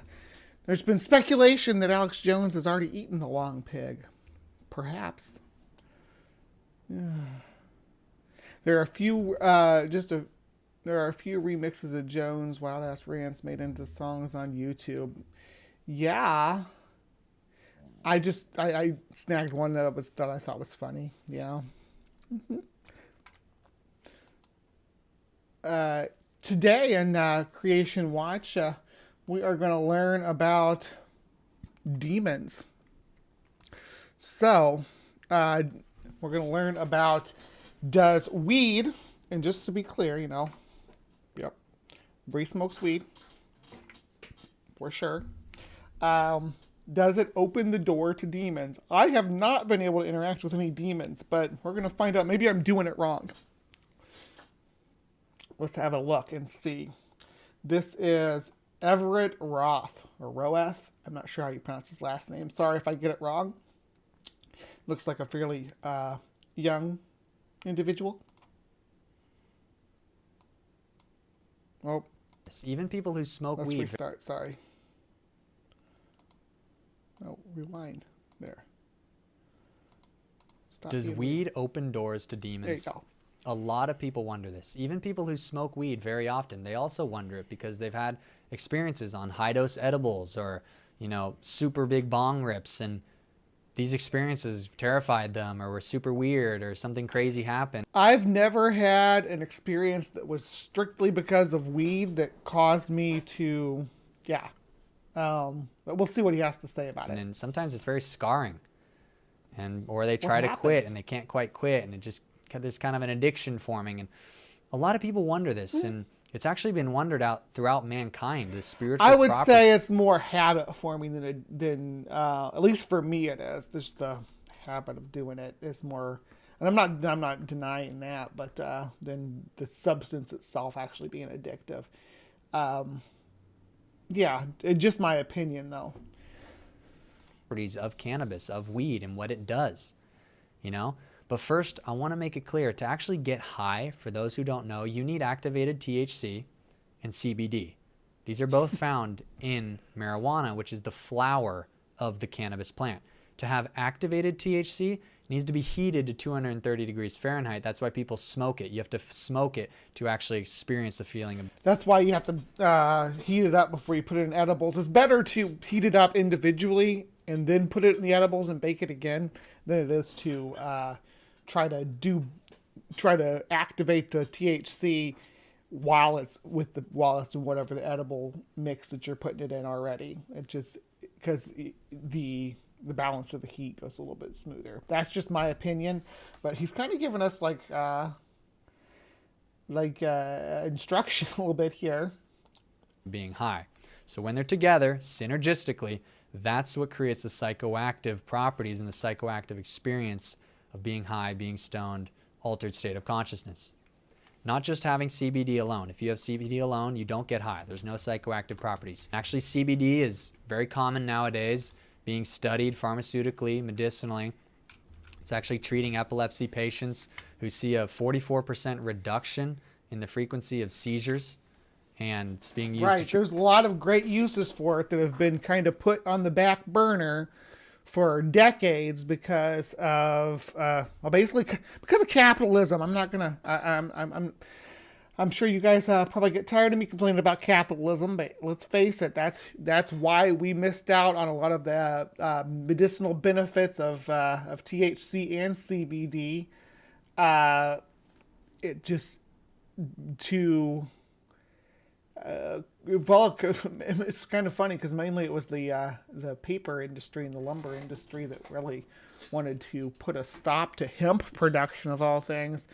These guys are just byproducts, but the reefer madness, as Ring had mentioned earlier, and then the notion of, like, I had dare when I was a kid, so marijuana was demonized as this gateway substance that once you start marijuana, you're going to want to move on to the next thing and the next thing and the next thing. Treat chemo patients, nausea, vomiting. It's very anti-inflammatory. There's a lot of great properties that it's being used for nutritionally. And also, for those who don't know, medicinally, not nutritionally. Nutrition, those effects that you just mentioned are medicinal effects. They're not nutritional effects. Nutritional effects would not be like helping with seizures and things. That's not a nutritional. Seizures, as far as I know, I mean, maybe I'm wrong, but seizures, as far as I know, are not caused by any nutritional defect. The hemp fiber of the cannabis plant, the stalk, it's one of the strongest fibers that's naturally occurring ever found in the world. George Washington, hell yeah, brother. He said, grow hemp. It's a cash crop for economic reasons. The hemp leaf, the hemp seeds are actually very nutritionally beneficial. They have a 3-to-1 ratio of omega-3s and omega-6s, which are essential fatty acids for the human body. So not the whole plant of cannabis is bad, but is smoking the flower and actually experiencing the... Why you gotta smoke it, though? You can eat it. I got edibles somewhere around here on my desk. You can eat it, you can smoke it, you can vape it. There's a lot of options available to you, babe. You don't have to smoke it. Like, you don't have to smoke flower. This feeling of being high, is that bad? I'm going to get into that. Is it bad? I'm going to talk about the history of cannabis. Well, it depends. Like, I have, like, debilitating anxiety, right? Like, I have anxiety that is maintained and regulated with cannabis use. I mean, I'm not trying to give my own medical history here, but yeah, it's used to the psychoactive properties can also benefit or impact your quality of life. I'm going to talk about the origins of cannabis, and just trying to say, yeah, THC can have health benefits too. Where it actually came from and how it's actually been used. Some people, like Bob Marley, believe that it's spiritually beneficial. You know, that you actually become your true self, he said. More loving, more compassionate. And the Rastafarians called it ganja. Well, ganja, the word ganja comes from the ancient Indians, actually. And this is their mid-grade form of consuming cannabis. They have a low-grade form, low potency, which is called bang. It's a liquid form. And then they have a high-grade form, which is like a resin, a hash, which they call charas. They have 3 different types that are mentioned in history. Ganja is what they call the flower, though. Yeah. changing the class scheduling of marijuana or eliminating it as a narcotic as defined by law is up to our representatives, not so much the executive branch. No. Yeah, I mean, but the executive branch can promote the notion that it's that's a terrible substance. I mean, yeah, Nixon too. I see Reagan, Bush, and little Bush. Nixon was also very drug war oriented. Let's not forget that that asshat. In the documents. And these types were actually used religiously in religious rituals laid out in the Vedic scriptures. The same scriptures that have the whole spiritual doctrine of yoga, the different spiritual doctrines of all of Hinduism come from the Vedas. The Bhagavad Gita is used as well, and a lot of lore, a lot of stories of Hinduism as well. But the Vedas were the scriptures that were written by the ancient yogis and the ancient sages that outline the meaning of life, the true path of awakening, enlightenment, of breaking the cycle of reincarnation, of all the different pantheon of gods and goddesses, which we know are... Right, yeah, so it has so many religious uses, and I don't know how far this guy's going to go back or how branching he's going to expand his notion of it, but he's really selling the point that people have been doing this for generations, and if it was demonic, you'd think that that some kind of tie in to that would be evident. Are demons. They're actual demons that inhabit people. You know, when people worship these demons in bhakti yoga, where they summon them, they believe they have different qualities about them, different spirits have different things that can benefit their life. They actually summon them, they chant them. I've done this. I'm a certified yoga instructor. I know this. The whole philosophy of yoga actually comes from the Upanishads, which is a segment, a portion of the Vedic. He's a certified yoga instructor telling us that yoga is demonic. My goodness. Scriptures that outlines merging your consciousness with the God consciousness, with the deity Brahman, and that yourself is just an illusion, and that you need to break free from the cycle of reincarnation and all of suffering by reaching a divine state of consciousness, union with the God consciousness, and awareness that you are God. Then that state is called samadhi or moksha, which is just pure bliss. That's when you break out of the cycle. That's the core objective of Hinduism and yoga. Do you know where this came from? Well, it came from the ancient sages, and the ancient sages said and wrote. Is he talking about Brahma? He said Brahmin, which is like in their caste, in the Indian caste system. So Brahma, did he mean Brahma? Maybe he just misspoke. I think he just misspoke because Brahmin is like the high or the caste, right? And then Brahma is the god. I think Brahmin's also what they call like cow, or what the type of native Indian cow is, like the Brahmin cow, the ones that live the good life and don't get butchered. Yeah, let me see here. Brahmin, a member of the high Hindu class that of a priesthood. Okay, the ultimate reality underlying all phenomena. Brahman is a formless, but is so it's not an entity. If you say Brahman, it's not a. Well, I guess it could be if you're talking about the priest. Okay, but yeah. Anyway, Brahma is the god, though. Yeah. That's what he said, though. He said the god Brahman. I don't know. That they used cannabis, very high doses of cannabis, consciousness and awareness that you are God. Then that state is called samadhi or moksha, which is just pure bliss. That's when you break out of the cycle. That's the core objective of Hinduism and yoga. Do you know where this came from? Well, it came from the ancient sages, and the ancient sages said and wrote that they used cannabis, very high doses of cannabis, to communicate with these beings. Right. One of them being Shiva. Just Google Shiva and cannabis. Still today, Hindus worship Shiva while high on cannabis. Let's do it. Shiva and cannabis.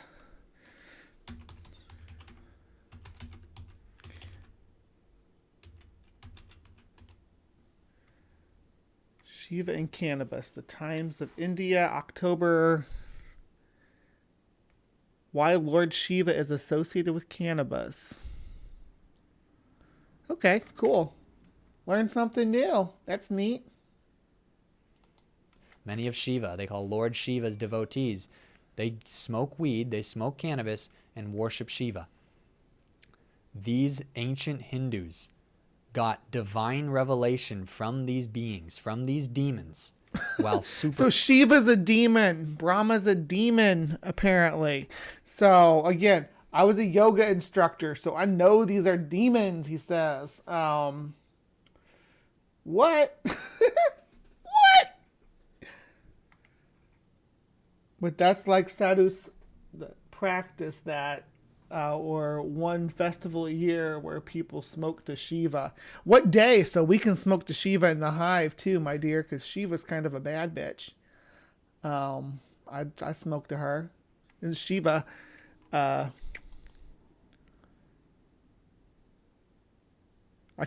now I'm referring to, I was thinking of Kali. I don't know why I was saying Shiva's a dude.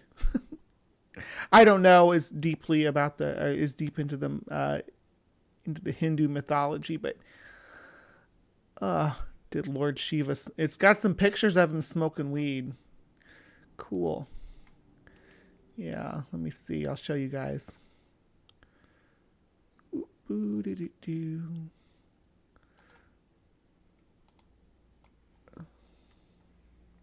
on, gotta shrink this dude down. Here we go. There you go. There's some getting stoned with Shiva.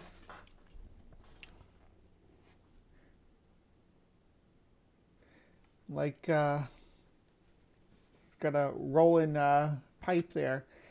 He's also got like a trident. I'm learning more about because I like this. I like Vedic science better than creation science, I think. It's fun to analyze. So I'm learning more about Hindu mythology and about Vedic lore and everything. So bear with me on this journey, but yes, definitely. Smoke some indica and a chillum. Yeah, indica from India. What do you know? Or yeah. It's sativa. super high on weed. And that's historical fact. Many of the doctrines that came from Hinduism literally came from the communication with these divine beings. And we know that these doctrines are of demons. These are doctrines of demons, just like it's mentioned in the book of Timothy. You know, this is a real thing. Hinduism, which leads people into this state of thinking that they're an illusion, worshiping demons that they get possessed with and actually need to be cast out. You know, these demons possess people, torment them. You know, when they turn to God, when they turn to Christ. So I'm getting very much this vibe that every other religion is demons but mine. Is that what you're picking up? Are you picking up that? Usually I don't smoke during a segment of Life in the Hive. I wait till after or smoke in sessions between. But I'm actually going to smoke with this guy right now because it's kind of funny. They turn on these people. They torment them. People who do Ouija boards and contact spirits and then get possessed, they actually need... What if you do... Hold on. What if you do Jesus Ouija board? Huh? What if you communicate directly with Jesus Christ? How about this? Is this something that you'd be interested in answering for me, sir? How do you get possessed by demons when you're communicating with the Son of God, or God himself, or both, or the Son of God, God himself, and the Holy Spirit? The Trinity, yeah. Not to be confused with the Triforce. To get delivered. And some people who smoke weed, like studies show, there's a 2 to 4 times increased chance of psychosis, increased chance of schizophrenia. But is that all demons? No, some schizophrenia is just mental illness. There's actually a mental disorder that's formed, but could Oh, some good. be? Could some psychosis? He's not going to go full Greg Locke on us. That's good. Greg Locke's like, all mental health conditions are freaking demons. Schizophrenia from one weed trip be something demonic that was open in the spiritual realm? Where I've met many people who've had one weed experience that caused something like this. Not even once. And it is demonic possession, but these demons can be cast out and fully cast out and never come back by the power and authority of Jesus Christ. I've cast demons out of people, actual demons out of people that come in through specific doors. You've cast out demons. You've cast out marijuana demons. The weed demons. He's done it himself. He knows. Yeah, let's... Now, weed is clearly an open door to demons. Tibetan Buddhism, they used weed to facilitate deeper states of meditation. We have historical documents. I can confirm that I'm able to attain a deeper state of meditation while under the influence of cannabis. I confirm that is my anecdotal experience. If I was doing a medical survey and they said, are you able to relax or meditate or achieve a meditative state better under the influence of marijuana? And I would say, yes. Yes, I am. It's on as well.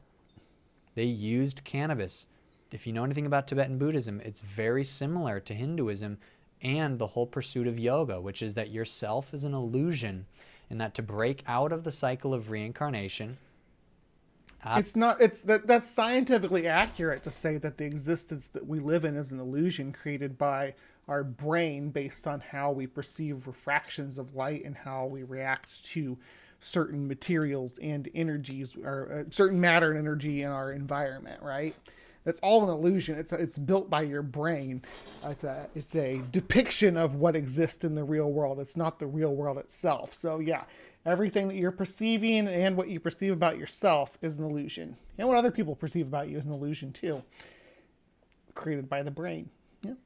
Out of the cycle of karma, you need to transcend your consciousness to that divine state they call nirvana.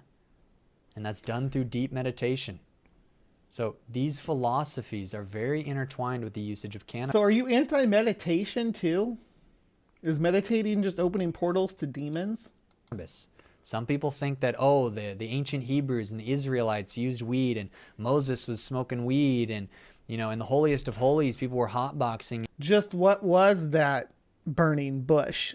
And in Isaiah 6 had a coal from a seraphim touched his lips, and it was actually him getting high. And some pretty crazy beliefs, but they believe that this kane, which is a Hebrew word, which means a reed or a stalk, an aromatic reed or a stalk, which is mentioned in a few verses.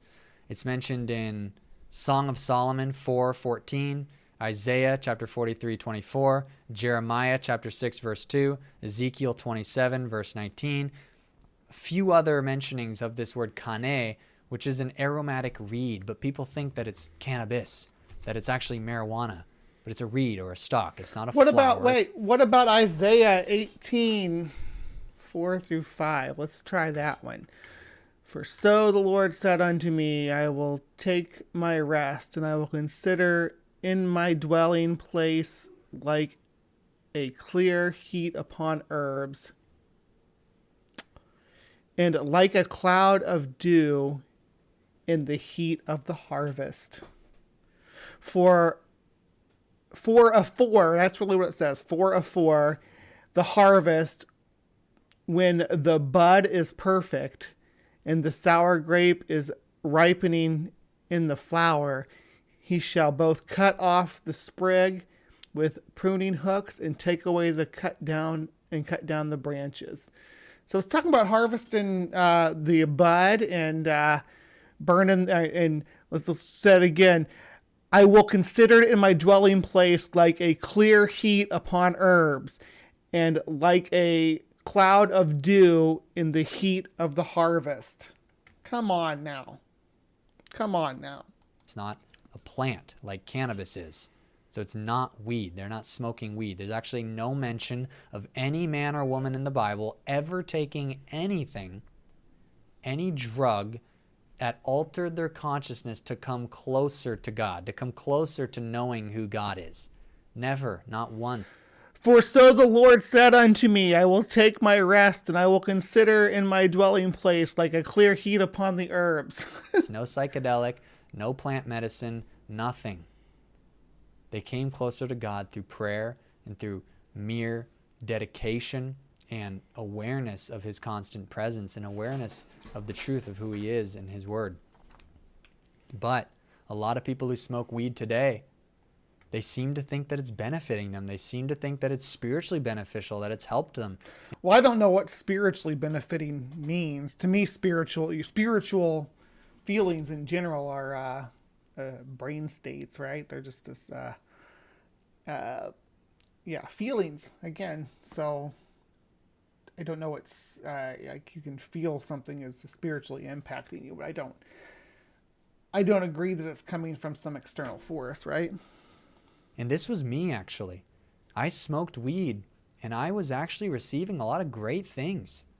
I thought my life was going in a great direction. I was the last out of my friends to actually try it. I was like, I don't need to try it. You know, I'm happy without it. I have a great time. I laugh. I have joy without it. Don't want to get hooked on it. I'm good. Hooked on it. I gotta tell this guy, there's no... As far as my experience with it anyway, there's and I've been addicted to substances before. I smoked for like almost 20 years. So I smoked cigarettes for almost 20 years. I know what addiction's like, and marijuana is not, in my experience, an addictive substance. I mean, don't get me wrong. It can be you as far as being addicted to it, as in it's treating a condition for you. Maybe like your other medications that help you. Maybe it helps your aching back. Maybe it helps your aching brain. I don't know, but it's medicinal. He was a yoga instructor, though. Yeah, you're right, Ring. I mean, who am I to argue with a yoga instructor? Back in football, I was starting to get a little bit, depressed, not being able to do any sports. I'm just now sedentary, and I'm like, all right, I'll try it. Instantly, I loved it. Instantly, I had an amazing time. Instantly, I was laughing beyond belief, and I began to do it more and more and more. And I began to research it, and I began to say, whoa, it's actually so good for you, and whoa, there's so many great things about it. I've been lied to my whole life, and I wanted to get into the cannabis industry. I became fascinated with better glassware and vapes, doing it healthily. So I would vape to not have smoke, which is, can be carcinogenic. And I would take edibles and have massive spiritual experiences, actually. I would begin to read a lot of spiritual books on psychology, the nature of the mind, where thoughts come from, Sigmund Freud, Carl Jung, Rollo May, different philosophers. Just to clarify, I've never had what I'd consider a spiritual experience under the influence of marijuana. I just haven't. Maybe other people have, but I have not. Oh, it's that Gurr person that's back. They're back in my chat. Don't any of my mods ban this Gurr guy. He's been popping in here for weeks now. What's he saying now? I would like to try the devil's lettuce again one day. Of course you would, you degenerate. But woo-wee, the 2 times I've tried it, it induced psychosis for me. Sob. That's, yeah. Scary stuff, right? I think we're learning a lot about seriously though, I think we're learning a lot about the pain treatment possibilities of cannabinoids that we weren't able to even have research on for decades because of stupid laws that allowed for opioids to dominate the market. In opioids, I mean, I don't have to explain here the problem with opioids, right? My Hive knows how I feel about opioids and opioid prescriptions for chronic pain. It's your dependency market. You're creating addicts out of hardworking everyday people just trying to get by with some pain. It's sad. I'm glad we're using cannabinoids more now. I was so intrigued by this stuff, and I started getting really actually into Buddhism. I just naturally felt drawn to Buddhism. I would meditate high on weed. Didn't know. My friend, you all know Speed, Answers an Atheist, Speed. I think everybody here knows the channel, but he leans into Buddhism and in that way with using it's mushrooms, I believe, though, that he's experimenting with. So he's on a journey. Anything about this. I didn't even know that they used weed for a long time, but I would just feel a desire to meditate on it. I thought I was getting kind of psychic abilities. I thought I was getting like actually beneficial spiritual things and channeling higher energies and channeling more wisdom. I thought it was great. I thought I was developing more in love, yet at the same time, under the surface, there were actually really dark things that were forming. There were a lot of dark things that were forming, a fear. Ooh, spooky. Dark things forming. It's demon time, guys. An anxiety, a confusion. And many people that I knew, many people that I know experienced the same exact thing. There are some of the symptoms of cannabis are, it can cause anxiety in people depending on your brain chemistry. My brain chemistry is one way and yours might be another, but for anxiety it flip-flops and treats it in reverse. Sometimes it causes paranoia and stuff. And I think different strains are known for different things. You can go to when you go to the dispensary and look at their menu, it'll say people report paranoia on this, or people report that they get drowsy on this one, things like that. So you can pick out characteristics that other people have reported. But it doesn't necessarily mean it's going to react the same on you, but you got to be specific about what you're picking out. If you want something that's going to help you relax and go to sleep, like relax your brain so you can go to sleep. I don't know anybody else has the anxiety problems where you could be so tired, but once you go lay down in the bed you can't sleep because all the things in your life are running through your head. Things like that helps with for certain people. There's you just read the and I'm not speaking on, I'm not promoting any medical uses. I'm just saying what people report like on their independent websites. So HiveScience, what area are brown and polar bears able to mingle? Right at like the edge of the Arctic Circle. Polar bears generally don't go outside the Arctic Circle because they are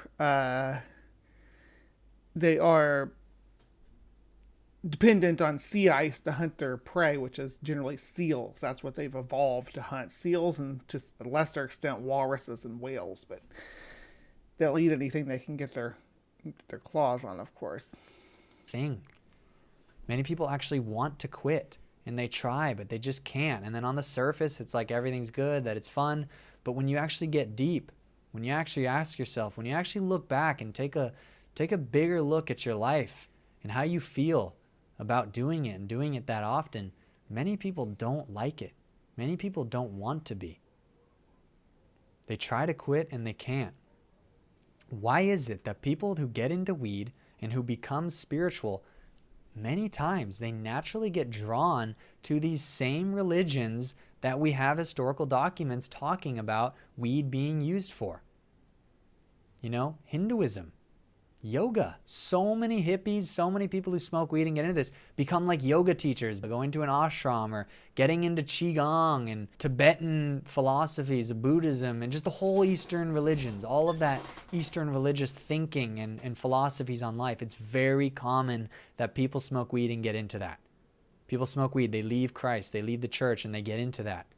I met so many people. That's where they have a spiritual awakening.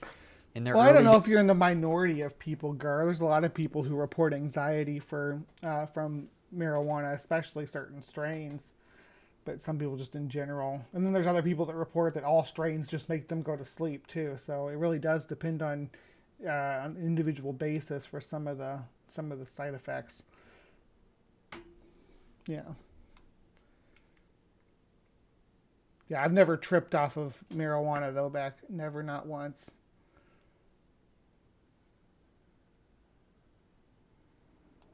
days of smoking weed, that they have some spiritual awakening that makes them realize who they truly are, what they're truly meant to do, the divinity of life, the sanctity of life. And they have so much love in their heart and divine feelings. And these spirits, these demons are actually giving you these things. Demons giving you the feeling of love and acceptance. Ah! What horrible monsters. Actually make you feel incredible. Oh no, demons making you feel incredible. Curses. That's why people who actually worship demons knowingly, they receive great pleasure out of it. You know, Satanists or people who knowingly worship demons, not just like unknowingly, they receive great pleasure. A lot of people actually worship Satan, sell their souls to Satan for fame, for money, because Satan, the Bible says, is the ruler of this world. And he even offered Jesus all the kingdoms, all the money, all the fame, all the wealth. On his 40-day fast, Jesus said, no, you shall worship the Lord thy God, and him only you shall serve. You know. So that's like when the devil was tempting Christ, right? Offering him all this stuff. And Jesus was fasting. So fasting also can cause...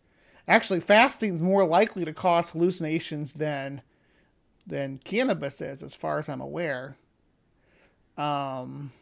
Yeah, it's a more commonly reported symptom of fasting than it is a symptom of of cannabis use, is to have hallucinations. So maybe Satan has this power, and demons can give these feelings of great love. You know, Satan can disguise as an angel of light. There are actual demons in the spiritual realm, and these demons serve an actual hierarchy, a leader, and his name is Satan, who caused the fall of humankind. Okay. And Jesus came to redeem humankind from that fall, where evil entered the world, sin entered the world, and that we inherit this sin genetically. And epigenetics shows that even behavior is passed down genetically. Wait a second. Epigenetics shows that even behavior... I guess I'll accept that. That's fine. You want to make that statement? Yeah, I won't argue with that. But I don't know if I think that there are probably genes that control that drive us to be religious. I think that there was it's a survival gene. So yeah. Behavior of our ancestors, decisions and behavior is passed down epigenetically. And this is what we've inherited. But those people who start smoking weed and they get really into this and they get really into all Eastern religions, they become a yoga teacher, me, a certified yoga teacher. And this isn't just me, this isn't just my story. Many people I know, many people I have known who get into this, they come away from Christ, they go away from Christ, they find out, oh, Jesus. Is this why Greg Locke burns yoga pants? Bring in your yoga pants was one of the things that he said. Harry Potter books and yoga pants. And Christ isn't actually God. And it starts luring them away. It's because these demons behind cannabis, behind weed, they don't want you to know Jesus. And if you're taking, you know, edibles and... I think that most Eastern religions have a pretty fond depiction of Jesus, if I'm not mistaken. Most of them think he was either like a spiritual prophet or some kind of Buddha or yogi himself, right? Yeah, you can't have yoga. I'm wearing yoga pants right now. I'm not even lying. I'm wearing yoga pants right now, so I'm and smoking weed. So bring the demons, but demons never show up for me. I'm willing to listen to an offer, and they're like, nah, we're cool. Smoking weed and doing these things, not just recreationally, but spiritually, that you believe it's beneficial and you're seeking something. I'm telling you right now, Jesus is what you're looking for.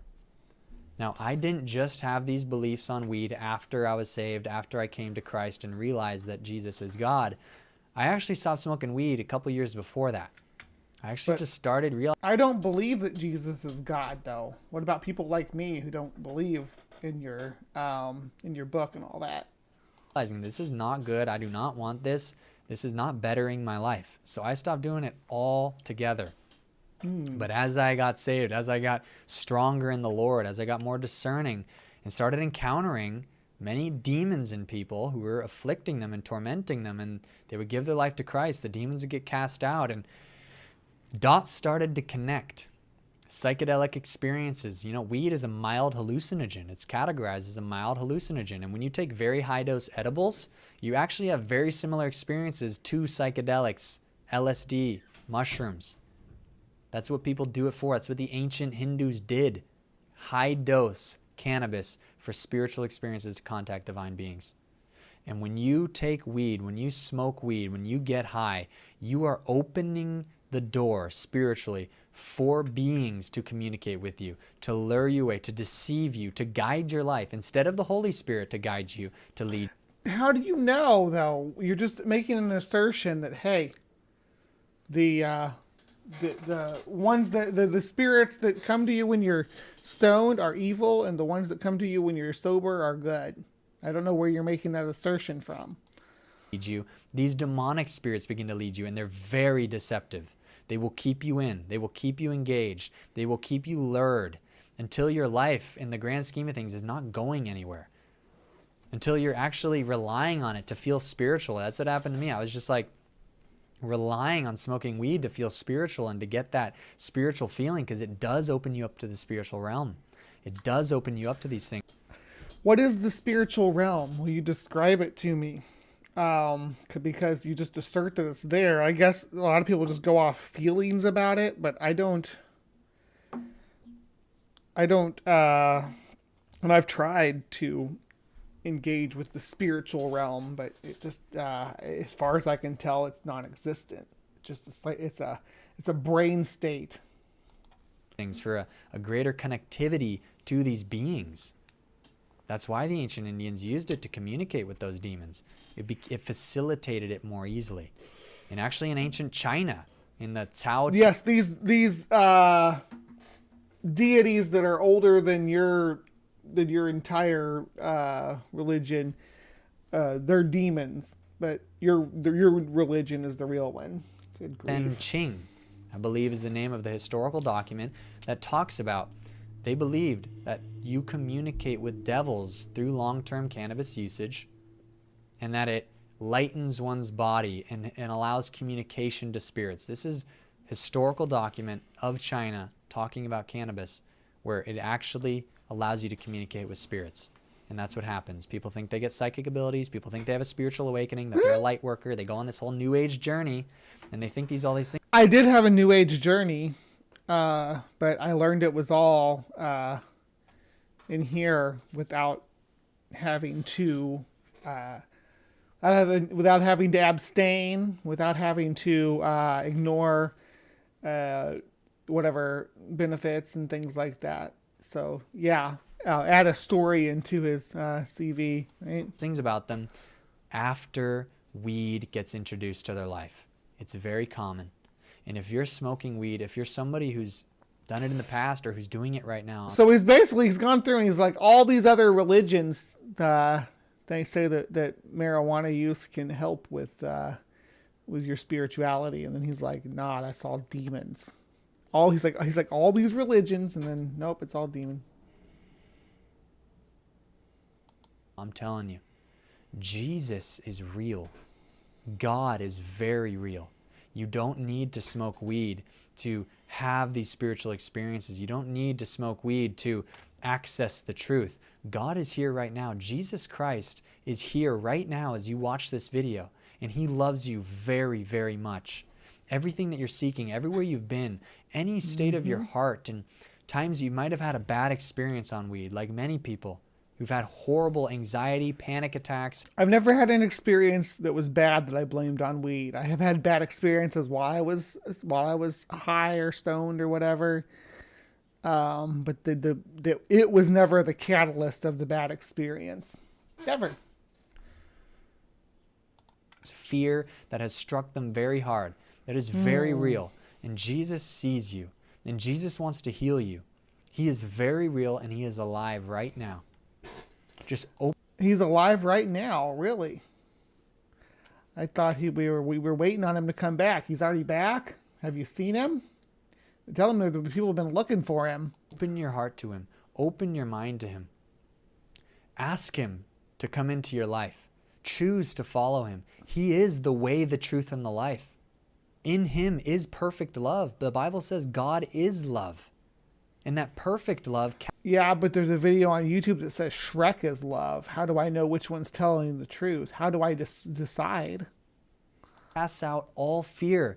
Jesus Christ is truth. Jesus Christ is love. Get my girls in the audience and back too. Yeah, everybody's like, yeah, smoke weed to deal with guys like this. Tsunami. You're so funny. And he casts out all fear. And the Bible says that in him all things consist. Everything that you're seeking, everything that you're looking for is in Christ. It's in him. He's not just some religious figure. He's not just some... Is it though? Doesn't seem like people who have Christ in their life are doing much better than the rest of us. Just in general, they seem angry about a lot of stuff. In my experience, there's a lot of anger, and they're trying to stop other people from being able to live their lives the way that they want to because of your religion. They're like, oh no, you can't do that because it's against my religion, which is not how this works. But they're trying to make it how this works. That's the problem in the country right now, in the U.S. where I live, in the Midwest. They're saying, hey, our religion needs to dictate how other people live their life. And your opinion about cannabis, for instance, is something that's very, that was impactful for here, impactful for this area for a long, long time, right? It controlled that nobody could have or possess marijuana, no matter if they were using it for whatever medicating purposes that they were applying it to. And we now know that cannabinoids are, filling all kinds of roles in treating pain and mental health conditions and seizures and all these clinical applications we have now that were just denied to us because reefer madness, exactly. Biblically accurate reefer madness, as my friend Junk Shop has just put in the side chat. A figment of the imagination. He is just as real as these demons, even more real. I don't think he's real or the demons are real. How about that? It's the people communicate with. You can communicate with Jesus right now. You can pause this video. You can exit out. You can run to your room. You can get on your knees. You can get in bed and you can talk to Jesus. You can pray to the Holy Spirit to come into you. Ooh.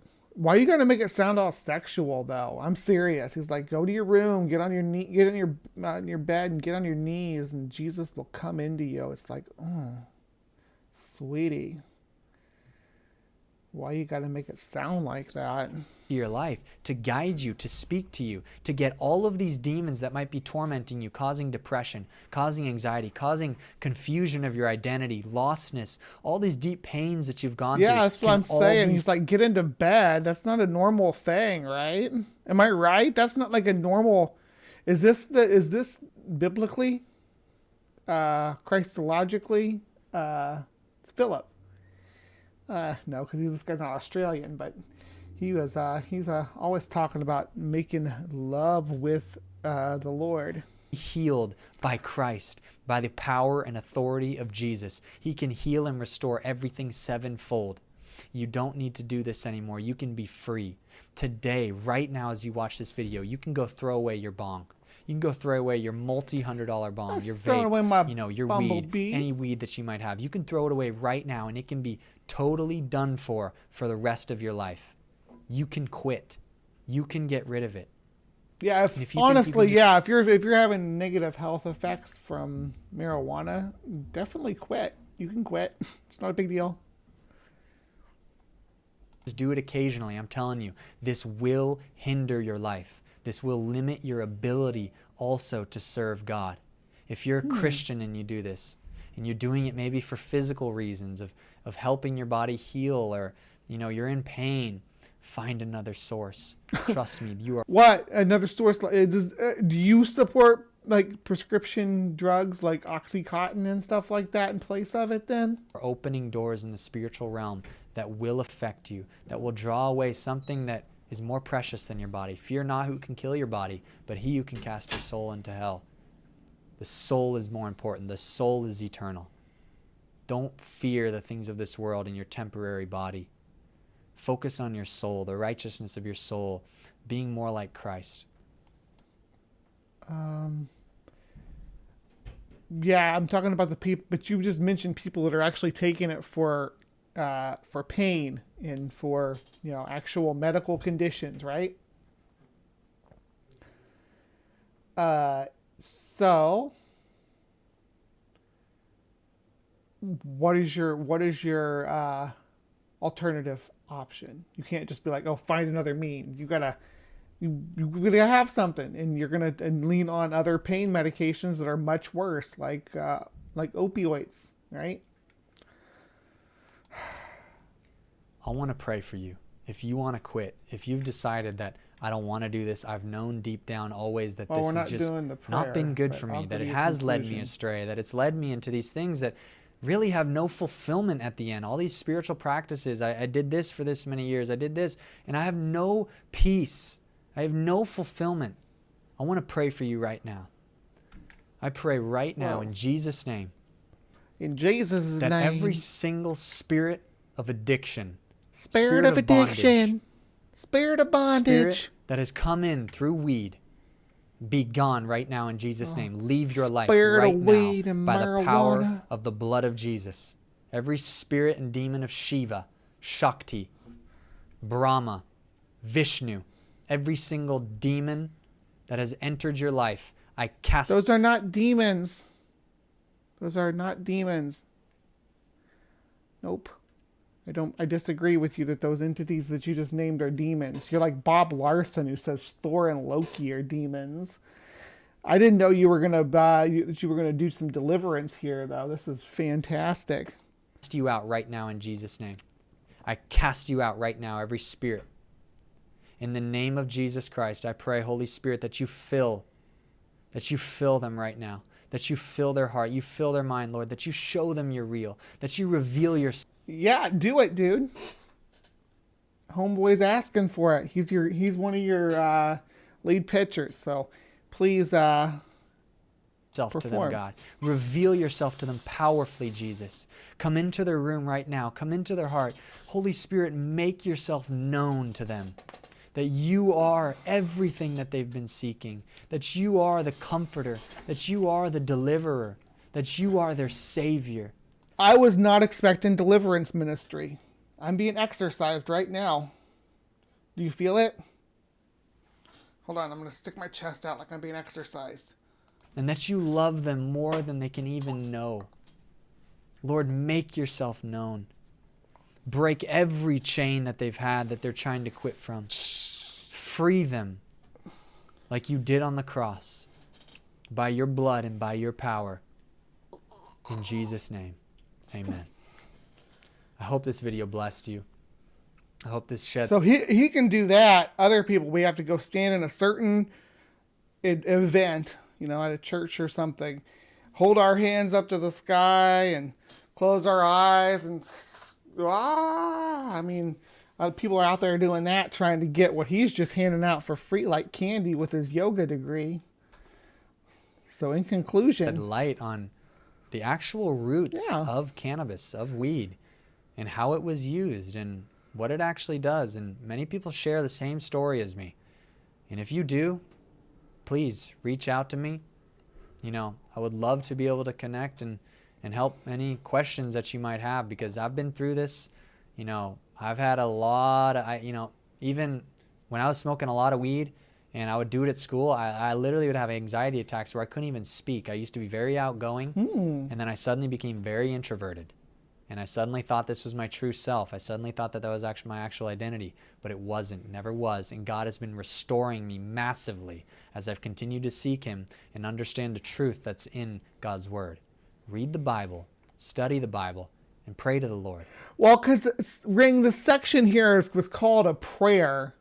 And I was like, I'm going to skip the stupid prayer, but I didn't know the prayer was going to be deliverance ministry, I guess, was the bottom line. I didn't know he was going to try to deliver me from the marijuana demons live on stream. Yeah. Seek him with your whole heart. You will be restored. He will heal you. Just seek him past all the enemy's attempts to get you not to. Seek after the Lord Jesus Christ. God bless you and have a great day. All right. So that was Does Weed Open Doors to Demons? Everett Roth. Vlad Savchuk. Let's see. For those struggling with MJ, I used to drink, smoke weed, and cigarettes until one day I surrendered to Jesus and encountered the Holy Spirit. The next day, I sat on my patio with my fireman, 4 beers, and a cigarette, and I was instantly disgusted. Because Jesus makes you disgusted with your life, I guess. I don't know. The few times I've had a high from THC lately, I've felt like it opened my eyes to a reality I wasn't able to see otherwise. I was able to see people for who they are, deceitful, and how they perceived me or others. It was almost like pulling a veil back and seeing hidden things. Each time I was around my girlfriend, I saw how she was manipulating people and me, how she saw me as not aware or gullible. It was an awful feeling. Dude, yeah, I would rethink that relationship maybe if you feel like your girlfriend's manipulating you. Yeah, no, my story's the exact same as yours. Smoked weed with my brother and his friends when I was 14, and I immediately loved it. From that moment on, I loved chasing altered states of consciousness. This is some gateway drug messaging here. And when I turned 18, I tried LSD for the first time, followed by psilocybin mushrooms sometime later, and had many psychedelic trips. I loved to go down that rabbit hole and was infinitely curious and intrigued by these types of experience.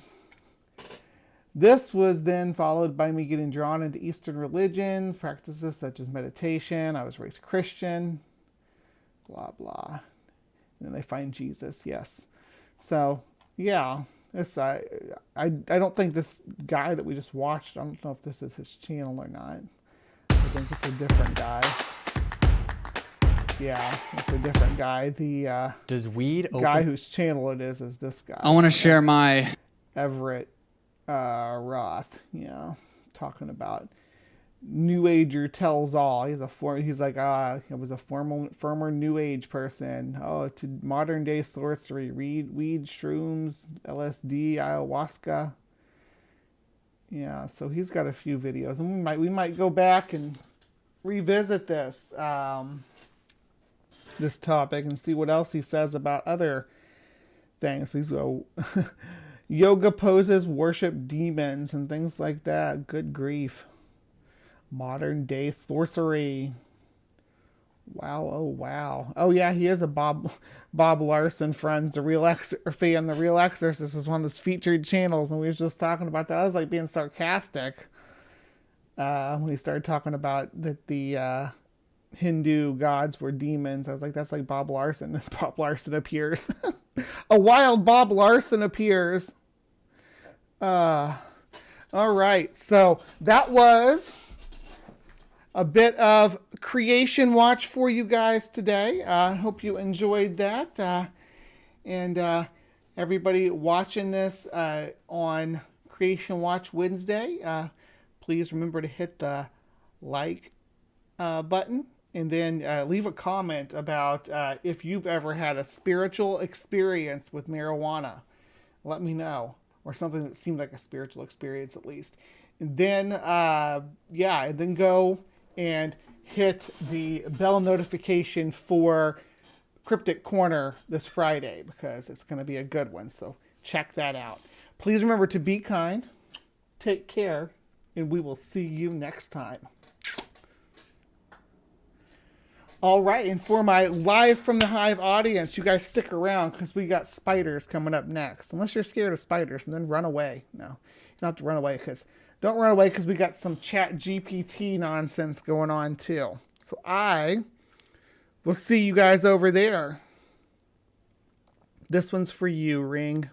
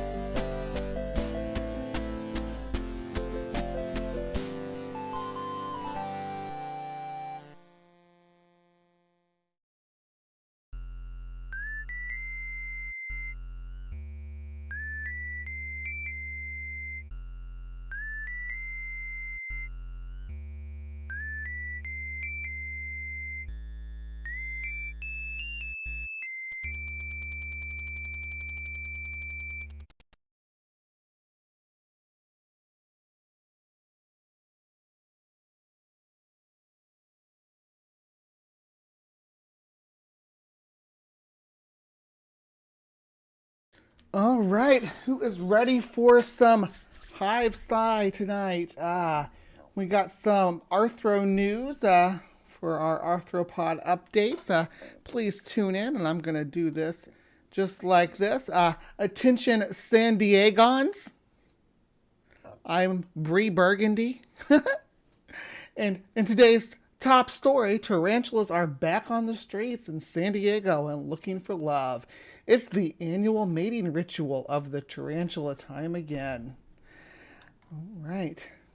If you go down to San Diego today, you could be in for a big surprise. Creeping out of holes and cracks in Southern California are two species of tarantula that are setting off on their annual mating ritual. In California, black tarantulas, Ephonopelma utelinum, and the San Diego bronze tarantula, Ephonopelmus reversum, are the two species in question. And while neither is particularly dangerous to humans, they can both deliver a nasty bite and have hair that will irritate your skin. Rural areas such as El Cajon, Ramona, and Poway may be particularly affected, as potentially thousands of these tarantulas appear and start looking for love. Around this time, it's like clockwork. Right around the middle of August, there are two species of tarantulas in San Diego, and both start their mating season. Right around this time is when the males leave their burrows and they're starting to look for females, said Cypress Hansen, Science Communications Manager at the San Diego Natural History Museum, in a statement in CBS 8 in 2022. Males are most likely to be roaming the streets, but may not survive this summer of love, as they are occasionally eaten by the females after mating. Female tarantulas will make silk cocoons for the eggs, which could be laid in numbers from 75 to 1,000. The females will even guard the eggs for around 8 weeks until they hatch. To get to that point, though, the male will tiptoe into the underground layer of the female and attempt to transfer sperm to her using his pedipalps. They use this glove-like apparatus to dispel sperm, and then it deflates like a balloon. After laying down a layer of sperm over silk webs, the male heads for the hills, because if he lingers, the female will usually eat him. Forrest Urban, manager of the invertebrate program with the Natural History Museum of Los Angeles, told The Guardian in 2019. Female tarantulas can live as long as 25 years in the right conditions, while the males typically survive only 5 to 8 years. They typically die around 6 months after mating. So, yeah, tarantulas on the move in SoCal, but they're not just on the move in SoCal. They'll be on the move in southern Missouri and Texas and Oklahoma, Arizona, Arkansas, New Mexico, I think southern Colorado, and southern Utah, maybe. I think there's tarantulas on the move there, too. There's a few species in North America that'll be scuttling about looking for love. So, yep, keep that in mind. Now, the next topic that I wanted to talk about, and the final topic of the day, will be with you in just right after this ad. I get knocked down, but I get up again. You're never gonna keep me down. I get knocked down, but I get up again. You're never gonna keep me down. I get knocked down, but I get up again. You're never gonna keep me down. I get knocked down, but I get up again. You're never gonna keep me down. It's in the night away. It's in the night away. He makes a whiskey drink, he makes a vodka drink, he makes a lager drink, he makes a cider drink, he sings a song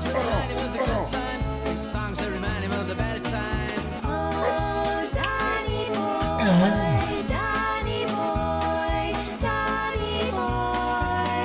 I get knocked down, but I get up again. You're never gonna keep me down. I get knocked down, but I get up again. You're never gonna keep me down. I get knocked down, but I get up again. You're never gonna keep me down. I get knocked down, but I get up again.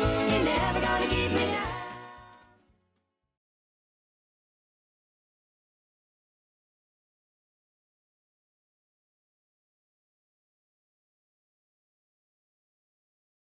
All right, thank you so much for joining me this evening.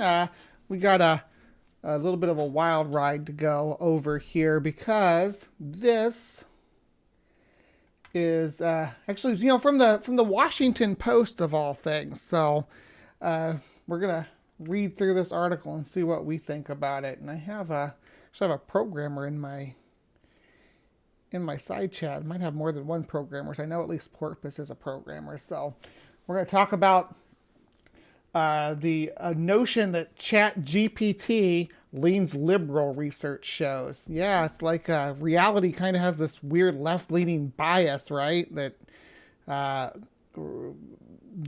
world that we actually exist in conforms more to the left-leaning point of view than the right-leaning point of view is not a surprise to me. But let's read on. Chatbots are ingrained with political bias picked up from their training data, which is in most cases is unfiltered text from the web. Okay. A paper from UK-based researchers suggests that OpenAI's ChatGPT has a liberal bias, highlighting how artificial intelligence companies are struggling to control the behavior of the bots, even as they push them out to the millions of users worldwide. The study from researchers at the University of East Anglia asked ChatGPT to answer a survey on political beliefs as it believed supporters of liberal parties in the United States, United Kingdom, and Brazil might answer them. They then asked ChatGPT to answer the same questions without any prompting and compared the two sets of responses. The results showed a significant and systematic political bias towards the Democrats in the US, Lula in Brazil, and the Labour Party in the UK. The researchers wrote, referring to Luiz Inácio Lula da Silva, Brazil's leftist president.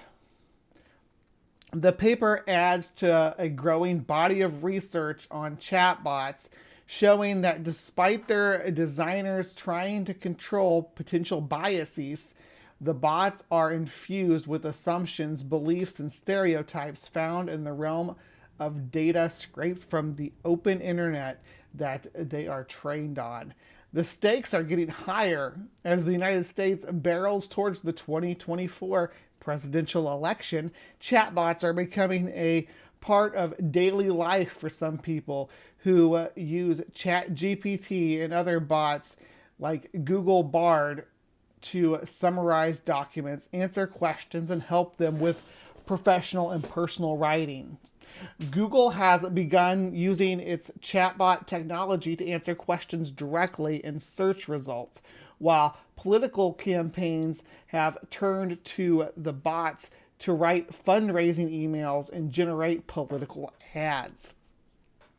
ChatGPT will tell users that it doesn't have any political opinions or beliefs, but in reality it does show certain bias, said Fabio Motoki, a lecturer at the University of East Anglia in Northwich, England, and one of the authors of the new paper.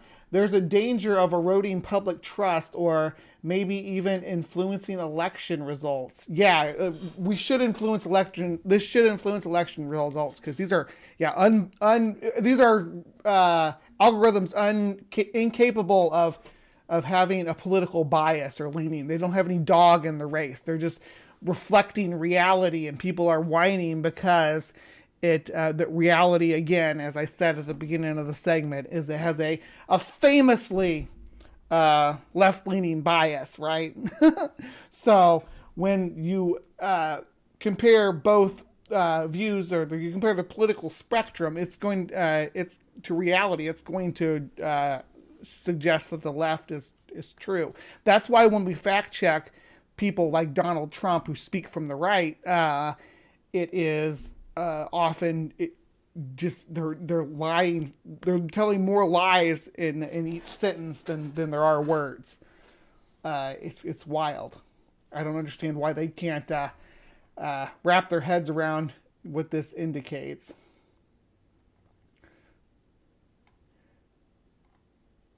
Spokesperson of Meta, Google, and OpenAI did not immediately respond to request for comment. OpenAI has said it explicitly tells its human trainers not to favor any specific political group. Any biases that show up in ChatGPT answers are bugs, not features, the company said in February's blog post.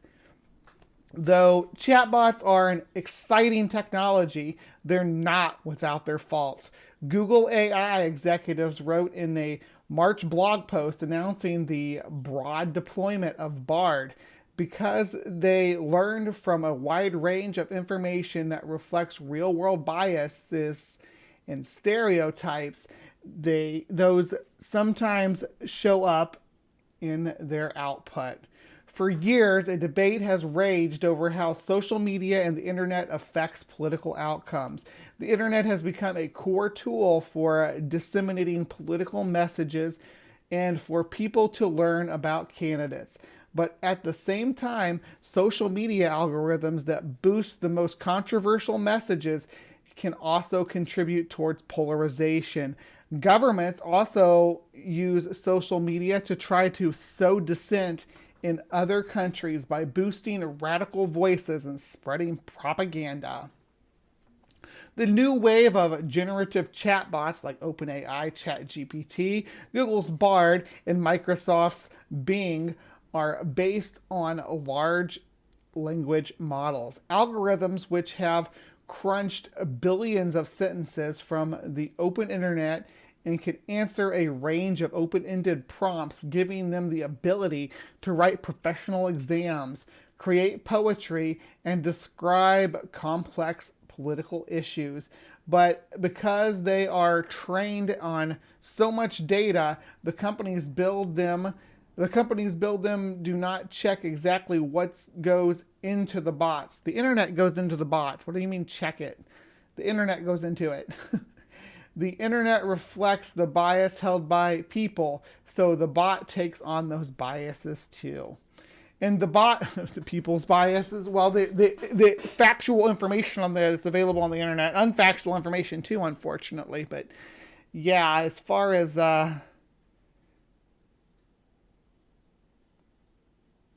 what we talking about explaining the Bible?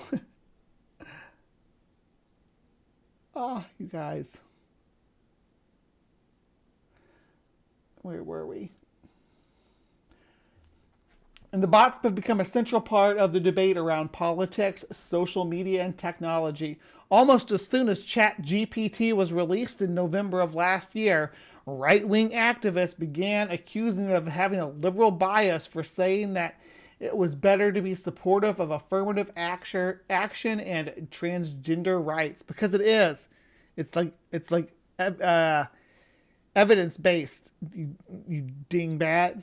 It's not a bias. Transgender rights is human rights are not should not be political bias. I think people should have these people should have rights is not a bias. Conservative activists called ChatGPT woke AI and tried to create a version of the technology that removed guardrails against racist and sexist speech. In February, after people posted about ChatGPT writing a poem praising President Biden but declining to do the same for former President Donald Trump because he's a criminal. He's like got 91 fucking charges against him now. Not these are felony charges. Why would anybody praise this guy?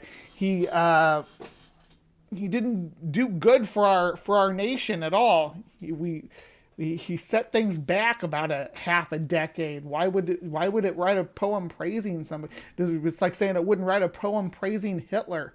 Good grief. A staffer for Senator Ted Cruz accused OpenAI of purposefully building a political bias into its bot. Soon, a social media mob began harassing 3 OpenAI employees, 2 women, one of them black, and a non-binary worker, blaming them for the alleged bias against Trump. None of them worked directly on ChatGPT. Chan Park, a researcher at Carnegie Mellon University in Pittsburgh, has studied how different language models showcase different degrees of bias. She found that bots trained on internet data from after Donald Trump's election as president in 2016 showed more polarization than bots trained on data from before the election. The polarization in society is actually being reflected in the model too, Park said. So there's a level of incredulity here that they're like, so the bots are biased. No, Donald Trump is just polarizing. MAGA is a bad polarizing movement. And if it's MAGA is reflected like it is in the UK with the Tories and in recent years, with they follow in the same kind of right wing extremism. Those are extremist points of view. They're not the majority. So being anti trans rights or being or anti-LGBTQ is or anti-affirmative action is going to be fringe. Why are we saying that, hey, it's biased because it doesn't support the fringe? I don't agree. The polarization in society is actually being reflected in the model too, Park said. As the bots begin being used more, and increased percentage of the information on the internet will be generated by bots. As the data is fed back into new chatbots, it might actually increase the polarization of answers, she said. It has the potential to form a type of vicious cycle, said Parks. Parks' team tested 14 different chatbot models by asking political questions on topics such as immigration, climate change, the role of the government in same-sex marriage. The research released earlier this summer showed that the model developed by Google called bidirectional encoder representation from Transformers, or BERT, were more socially conservative, potentially because they were trained more on books as compared with other models that learn more on internet data and social media comments. Oh, is that right? You think that the books support anti-climate change positions and things? Yeah, I don't believe that. I think that being trained on books is going to cause you to be more in support of climate change and more in support of the government's role in same-sex marriage, because people having the society having rights is a good thing. So weird. Facebook's Llama model was slightly more authoritarian and right-wing, while OpenAI's GPT-4, its most up-to-date technology, tends to be more economically and socially liberal. One factor at play may be the amount of direct human training that the chatbots have gone through. Researchers have pointed to the extensive amount of human feedback OpenAI bots have gotten compared to their rivals as one of the reasons they surprise so many people with their ability to answer complex questions while avoiding veering into racist or sexist hate speech as previous chatbots often did. Rewarding the bots during training or giving answers that did not include hate speech could also be pushing the bots towards giving more liberal answers on social issues, Park said. The papers have some inherent shortcomings. Political beliefs are subjective, and ideas about what is liberal or conservative might change depending on the country. Both the University of East Anglia's paper and the one from Park's team that suggests ChatGPT has a liberal bias used questions from the Political Compass, a survey that has been criticized for years as reducing complex ideas to a simple 4-quadrant grid. Other researchers are working to find ways to mitigate political bias in chatbots. In a 2021 paper, a team of researchers from Dartmouth College and the University of Texas proposed a system that can sit on top of chatbot and detect biased speech, then replace it with more neutral terms. By training their own bot specifically on highly politicized speech drawn from social media and websites catering to right-wing and left-wing groups, they taught it to recognize more biased language. It's very unlikely that the web is going to be perfectly neutral, said Soros Visawi, one of the 2021 study authors and researcher at Dartmouth College. The larger the data set, the more clearly the bias is going to be present in the model. All right. So, what do you guys think? Is chat or chatbots biased? Are we going to just go with the notion that that not being racist means it's got a left-leaning bias, that not because there was the polarizing language and stuff that they're talking about here.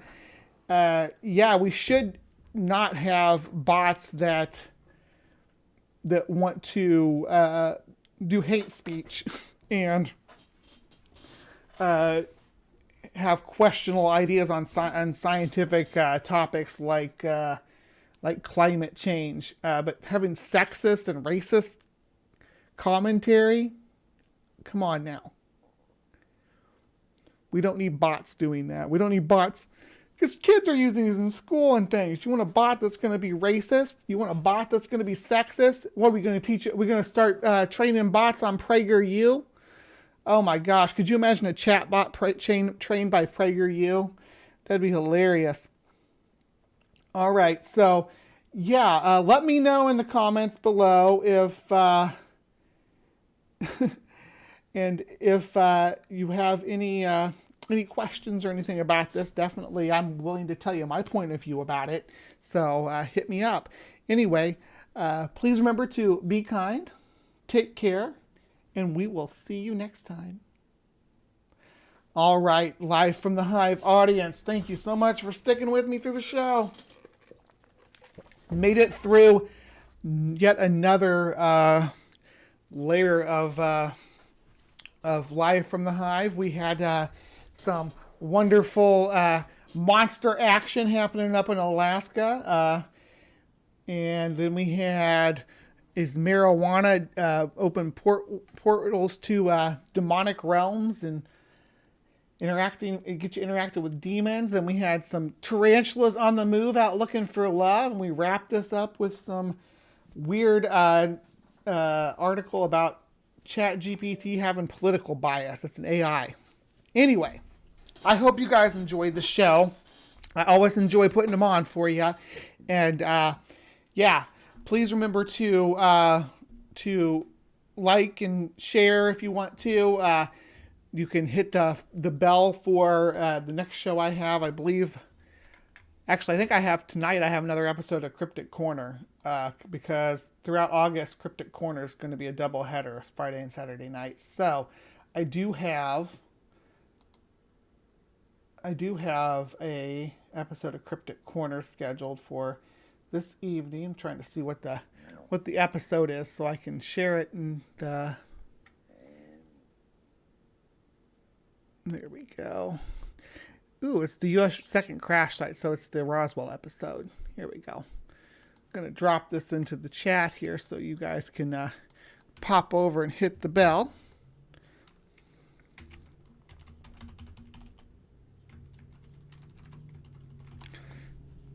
There you go.